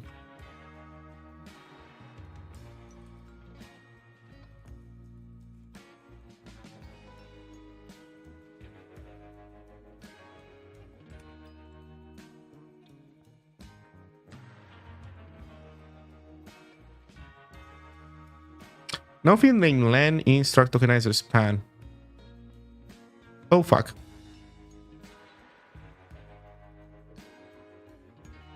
Well, I guess we can do start greater than 0. That should work also. Okay, let's see if we improved anything. Almost. We have an off by one error with the opening quote. Okay. So this is in the tokenizer.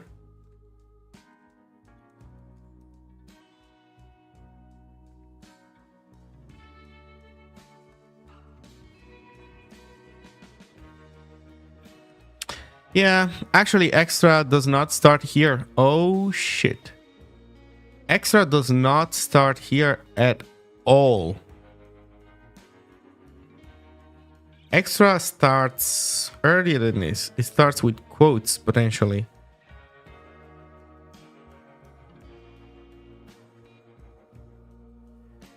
Oh shit.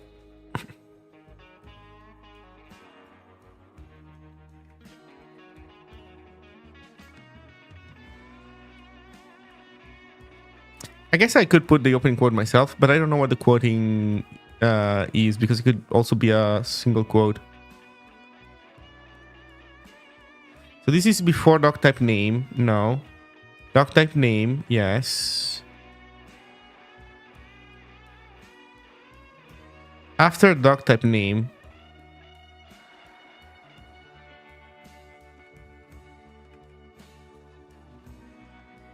Wait, shouldn't there be quotes around public? Am I forgetting something? After DocType name.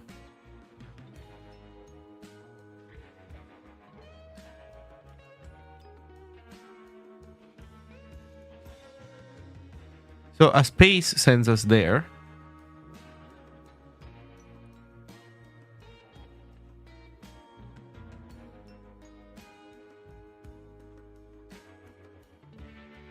Am I doing something stupid? Why do I think that I need a quote?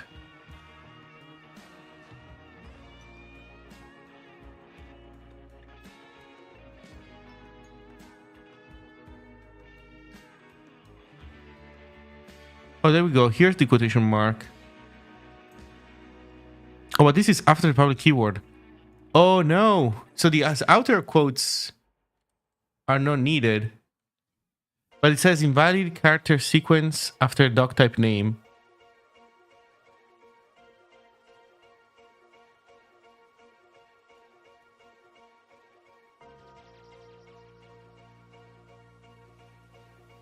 Invalid character sequence after DocType name. Wait, why does the quote do things? What the heck am I missing?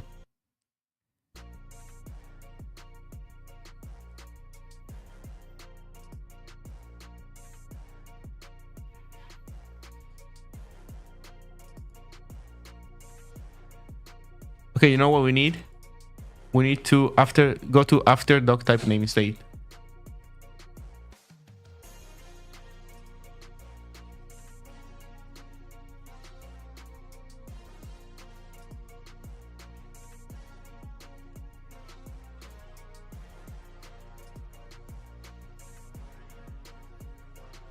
So after DocType name,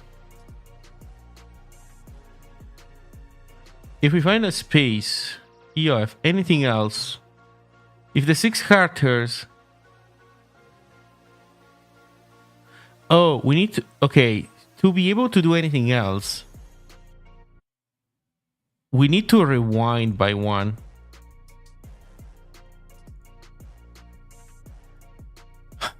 So this is fine. But here we need to rewind by 1.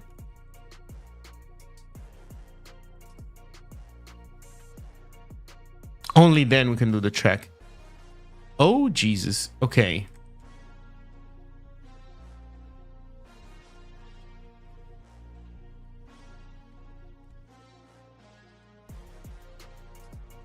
Now that makes sense.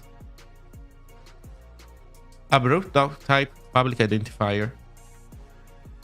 Okay, we'll see about this. You know what? I should probably find an example of these bad boys. Ambient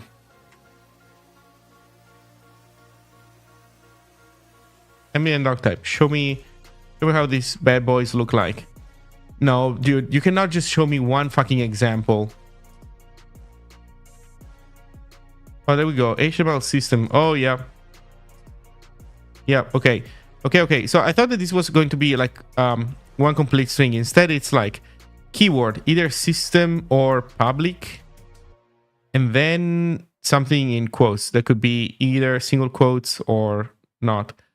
The problem is, this is... well, this is not only it, right? There's more than this.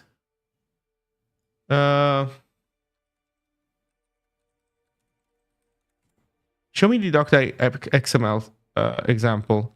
Yeah, so it says public, and then look at this bed. Oh man, look at Jesus Christ, so much shit in here.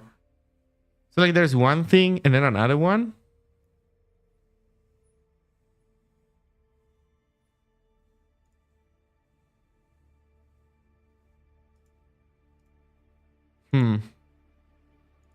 Well, in any case, we're figuring out one bug in our implementation. So do public and then foo abrupt doctype public identifier. You only plan to support a strict subset of HTML, right?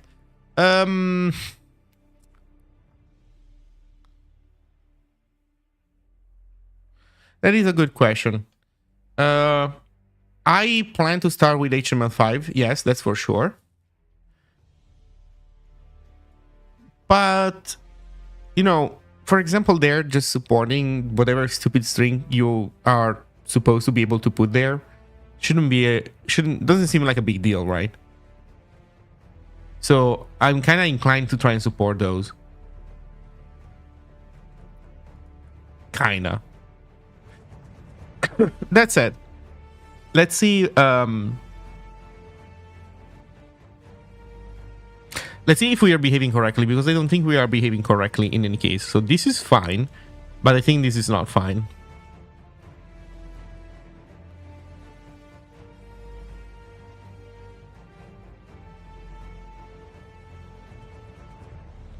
Okay, so we go to public, we go to system, and we move to I don't know, public keyword. Fine. We find a space that sends us to before doctype public identifier. Here we are looking for quotes.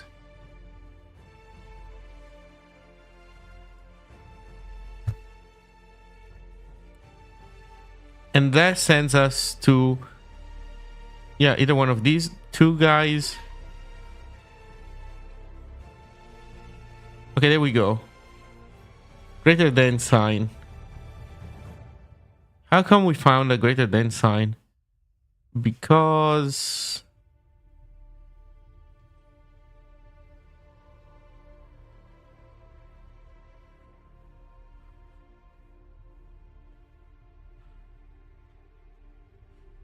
before doctype public identifier, spaces are ignored.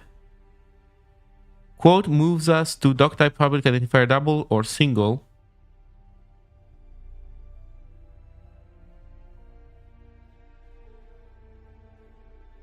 We consume. We keep appending. At some point, we find a closing quote that sends us to after doctype public identifier.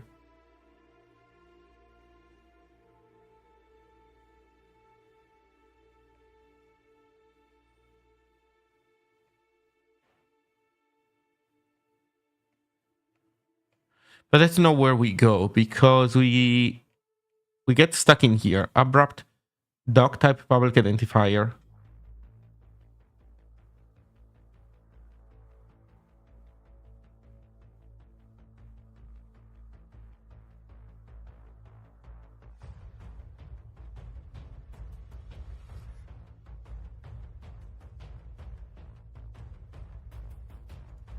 Oh fuck.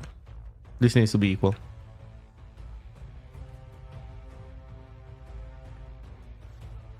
There you go.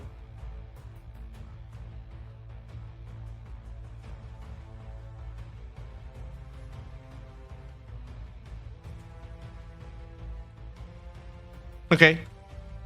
Doesn't complain anymore. Doesn't nuke stuff.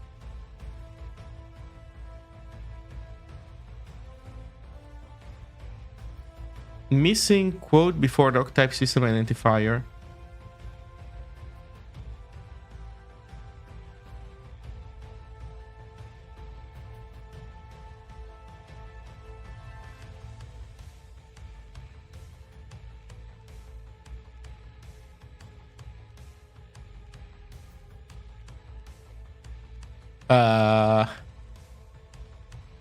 This doesn't seem okay.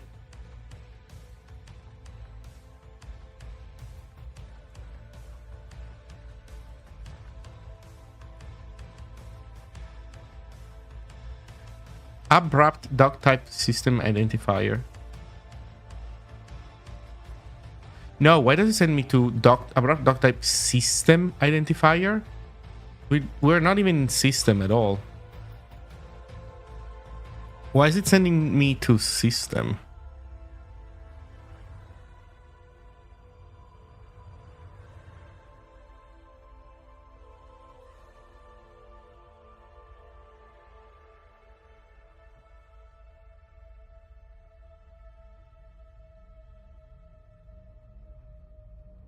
Missing DocType system identifier.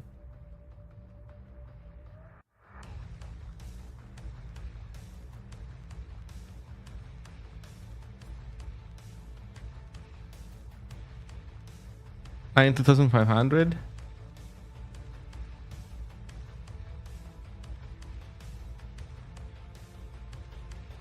Oh, you're right.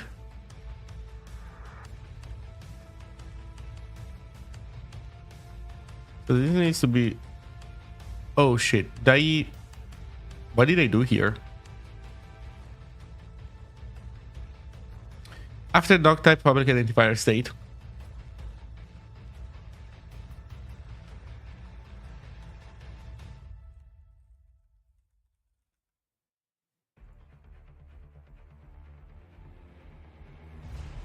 Oh shit.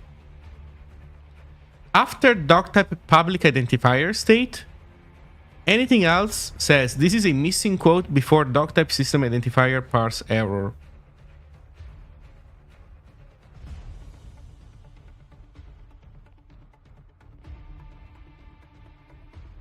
So the question is this a bug in this spec? Or are they saying that you can put system after public? I don't think you can, right? Public and system are mutually exclusive, I think. Although there's this thing that says between DocType public and system identifiers state.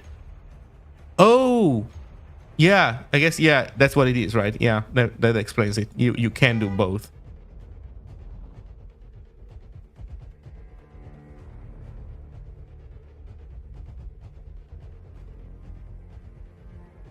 Well, I guess that was correct then.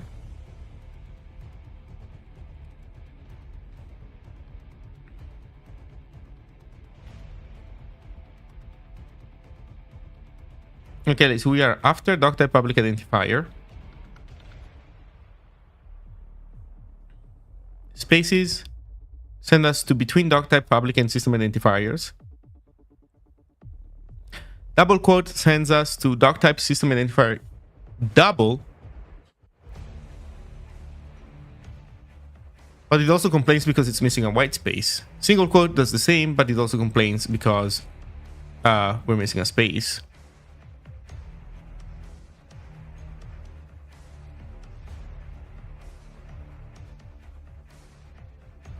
So let's go to DocType system identifier. But it send us to before? I already forgot. Man, there are so many states with similar names. So this sends us to between. This guy sends us not to before. This sends us directly to DocType something something. Okay. Oh, guess what?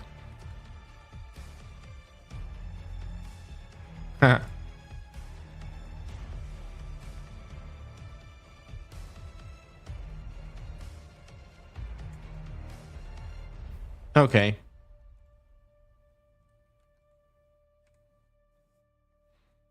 Okay, that works now. Okay, that works. The only thing now that remains is to start this index before, way before. Let's see if it's easy. Otherwise, we're gonna fake it and just print those characters ourselves. And I don't know, think about it in a different moment if we don't like it. So the problem is that we're in data, and we see an open thing that sends us to tag open. Okay. Tag open sees a bang, and it sends us to markup declaration open, still with the left bracket information. That's fine.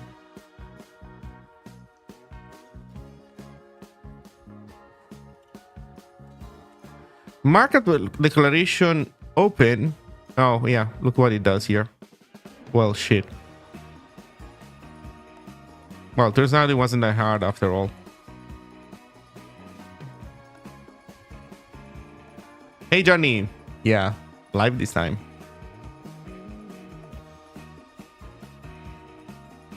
There you go.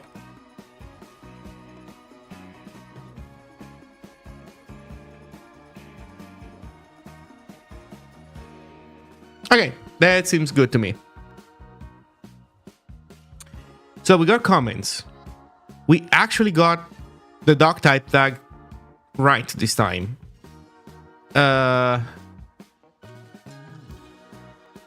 See data,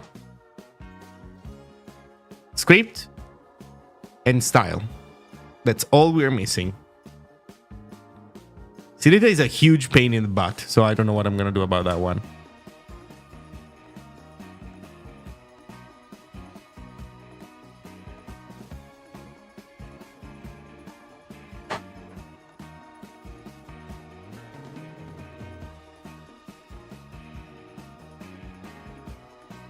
Okay, so I have about 20 minutes. Then I have to hop off for a meeting. Let's see what we can do. Honestly, I am kind of tempted to leave CData for last. I mean, CData really freaking sucks. So let's just leave it for last. Let's look at the other states. So let's go to the beginning of this thing here. So there's the data state. There's the RC data state that we don't know even how you get to the RC data state. So we know that it's above here. Also, raw text is above here. Also, script data. How do you even get the script data state?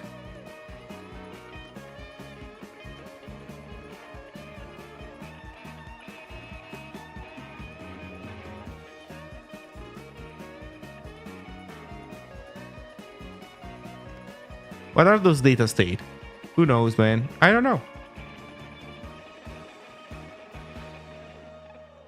Like, what I'm expecting is that somewhere there's something that checks for a tag name that's called script. Oh, shit. It's the parser. It's the parser.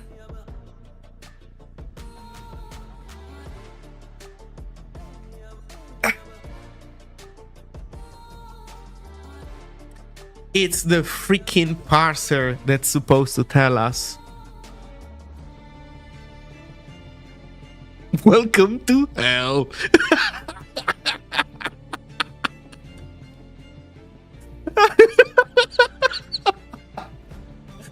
Oh no.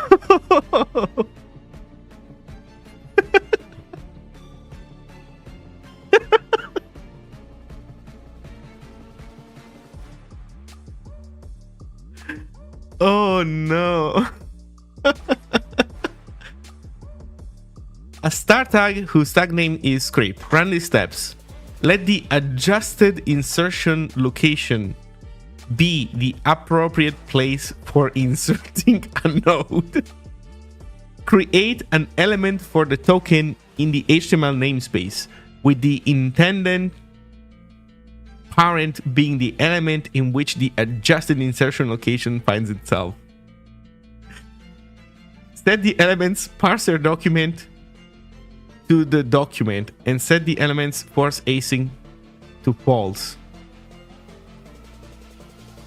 Note, this ensures that if the script is external, any document.write calls in the script will execute inline instead of blowing the document away, as would happen in most other cases. It also prevents the script from executing until the end tag is seen. If the parser was created as part of the HTML fragment parsing algorithm, then set the script elements already started to true, fragment case. If the parser was invoked via the document.write or document.write_ln methods, wait, there's also write_ln? What? Then optionally set the script elements already started to true. For example, the user agent might use this clause to prevent execution of cross-origin scripts inserted via document.write under slow network conditions or when the page has already taken a long time to load. Insert the newly created element at the adjusted insertion location. Push the element onto the stack of open elements so that it's the new current node. Switch the tokenizer to the script data state. Let the original insertion node be the current insertion node. Switch the insertion node mode to text. So now it becomes a little bit more complicated, right? Because we definitely want to implement some of this, but we also definitely don't want to implement all of this. I think that for us, the concept of a adjusted insertion location doesn't make any sense. And by the way, I'm not actually 100% sure what the thing is, but I suspect it's the concept where basically the AST reorders nodes a little when you do, you know, the weird like open B, open I, close B, close I, so that the two tags are like intertwining. So I think that that's what this stuff is dealing with, and we don't want to do that. So, but also what I'm seeing is that here there's no like management in the case that, like, there's nothing that says, you know what, you saw a tag that says script, but you don't switch the state of the parser to script data because of some other reason, like because of where the thing is in the AST. So, like, since I don't see any error handling stuff in here, it makes me think that we can do that unconditionally in the tokenizer if we want to.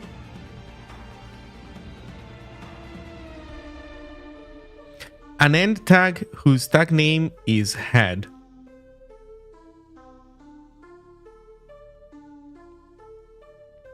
Switch the insertion mode to after head. Huh. An end tag whose tag name is one of body HTML BR. Act as described in the anything else entry below. A start tag whose tag name is template. What? Insert a marker at the end of the list of active formatting elements. Set the frame set OK flag to not OK. Switch the insertion mode to in template. Push in template onto the stack of template insertion modes so that it is the new current template insertion mode. What? Let the adjusted insertion location be the appropriate place for inserting a node. Let the intended parent be the element in which the adjusted insertion location finds itself. Let document be intended parent's node document. If any of the following are false, then insert an HTML element for the token. Otherwise, let the declarative shadow host element be adjusted current node. Let template be the result of insert a foreign element for template start. Okay, I didn't know that templates were like a thing in that sense. Like they had such special handling. In head no script insertion mode. The after head insertion mode. When the user agent is to apply the rules for the after head insertion mode, the user agent must handle the token as follows. Huh.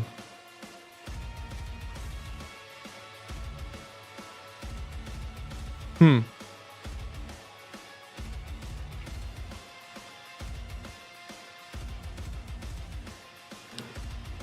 Oh, we're talking about the delicious public and system identifiers. If the DocType's token name is not HTML, or the token's public identifier is not missing, or the token system identifier is neither missing nor about legacy compact, then there is a parser error. Append a document type node to document node. Blah blah blah blah blah blah blah blah blah. Then, if the document is not an iframe source document and the parser cannot change the mode flag is false, and the DocType token matches one of these conditions in the following list, then set the document to quirks mode. Microsoft DTD Internet Explorer 2.0 HTML strict. Aren't user agent stuff out of the scope for an LSP? Oh yeah, for sure. But I'm just learning a little bit about the parser, because up until now I didn't have to deal with the parsing. You know, I was doing all my parsing on my own. I wasn't asking. I was following no spec. So I was fully independent, and now I'm learning what type of considerations this stuff wants you to keep in mind when parsing things. So for script, it seems that we're fine. But for example, CData had some rules. You were not supposed to accept a CData as a CData in certain contexts. And when I was reading that piece of the docs, well, of the spec, it wasn't entirely clear to me what it meant. Well, it's not. It still is not completely clear, but now I'm starting to get it more. So it means that we might want to implement that for CData. So the logic that decides whether a CData thing is valid or not based on where you placed it in the document, I think that we should implement, depending on how complicated it is. But for script, it seems that we're fine. Like the idea is, oh, if you just saw a script thing, then let's switch to script mode, basically. So that's the idea.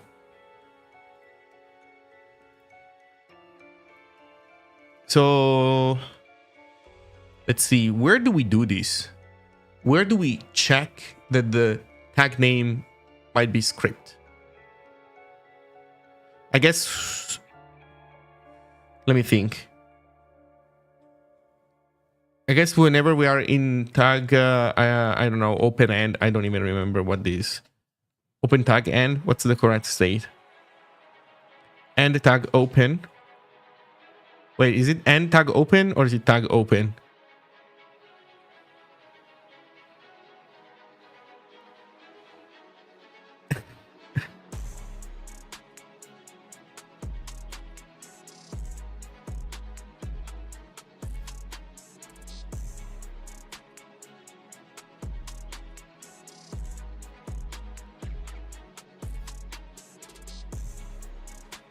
Parse error missing and tag name. No, okay, so it's tag open, I guess, that we care about.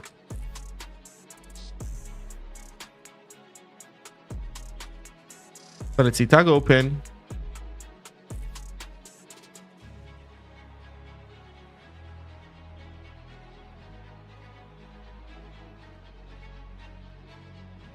Parse error state, markup declaration open, and the tag open. Oh, no. It is end tag open. We just save inside the tag.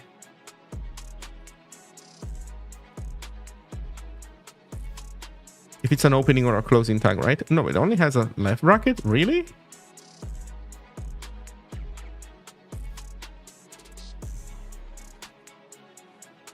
Oh, there we go. ASCII alpha. Oh, it sends us to tag name. Right. And then in tag name, we collect the name. And if we find a closing thing, then we return this token like this. You know what? It is tempting to put this logic in the parser. Because here we have one place where we are about to return a tag where we might want to check for this condition. But there's also other places. While if we do it in the parser, it's just one place, and it's kind of closer to what the spec wants. So I think that's what I'm gonna do. So in AST, we are, where is it?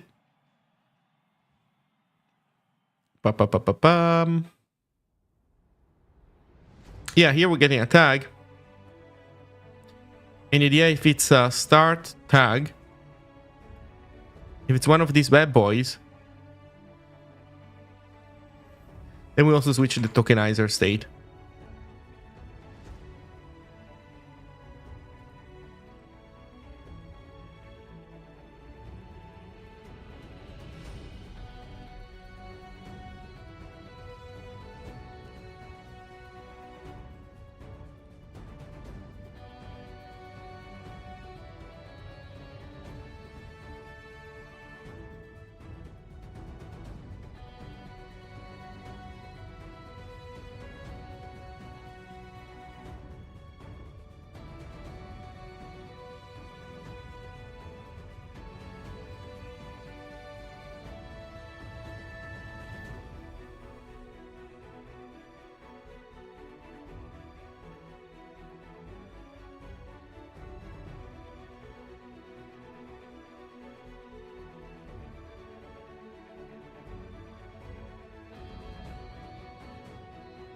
I don't remember what it said.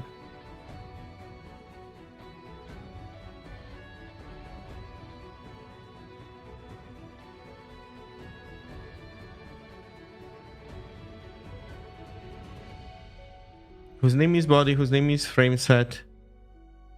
Body HTML, one of, pre-listing form, LIDD, plain text button, form P, sarcasm. And then tag whose tag name is sarcasm. Take a deep breath and then act as described in the any other. Why are they fun? Why are they trying to be fun, man? There's nothing to laugh about in this goddamn document. Like, this is serious business. You're like, this is like torture, man. You don't get to make fun of things.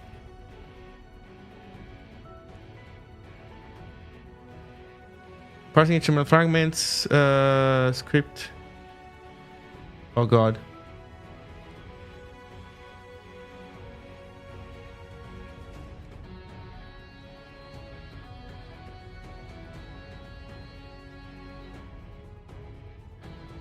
Yeah, it was here, right? Yeah, tag name is script. Switch the tokenizer to the script data state.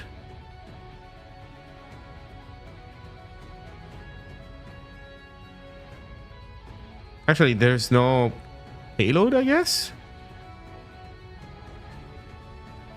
I guess that's the idea. No field name row. Or is it just name? Yeah, it's just name. Okay. Yeah. No field name script data. I know. I have to add it. But that's the idea then. That's how we do it.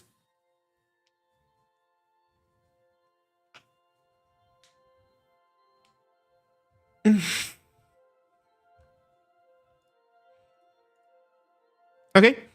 So this is gonna be I guess we have to do this for script.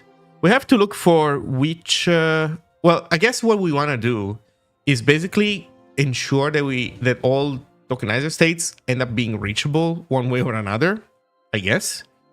But at the same time, that's not going to be enough. We need to basically go through the parser, the entire parser definition, and see what tag names or potentially other conditions trigger state changes in the tokenizer.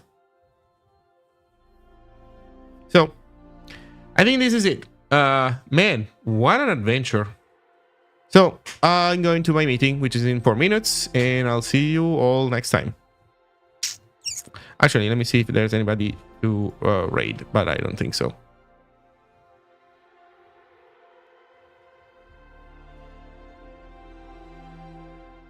Yeah, no Zig streams. So thank you all, and I'll see you for real next time. Goodbye.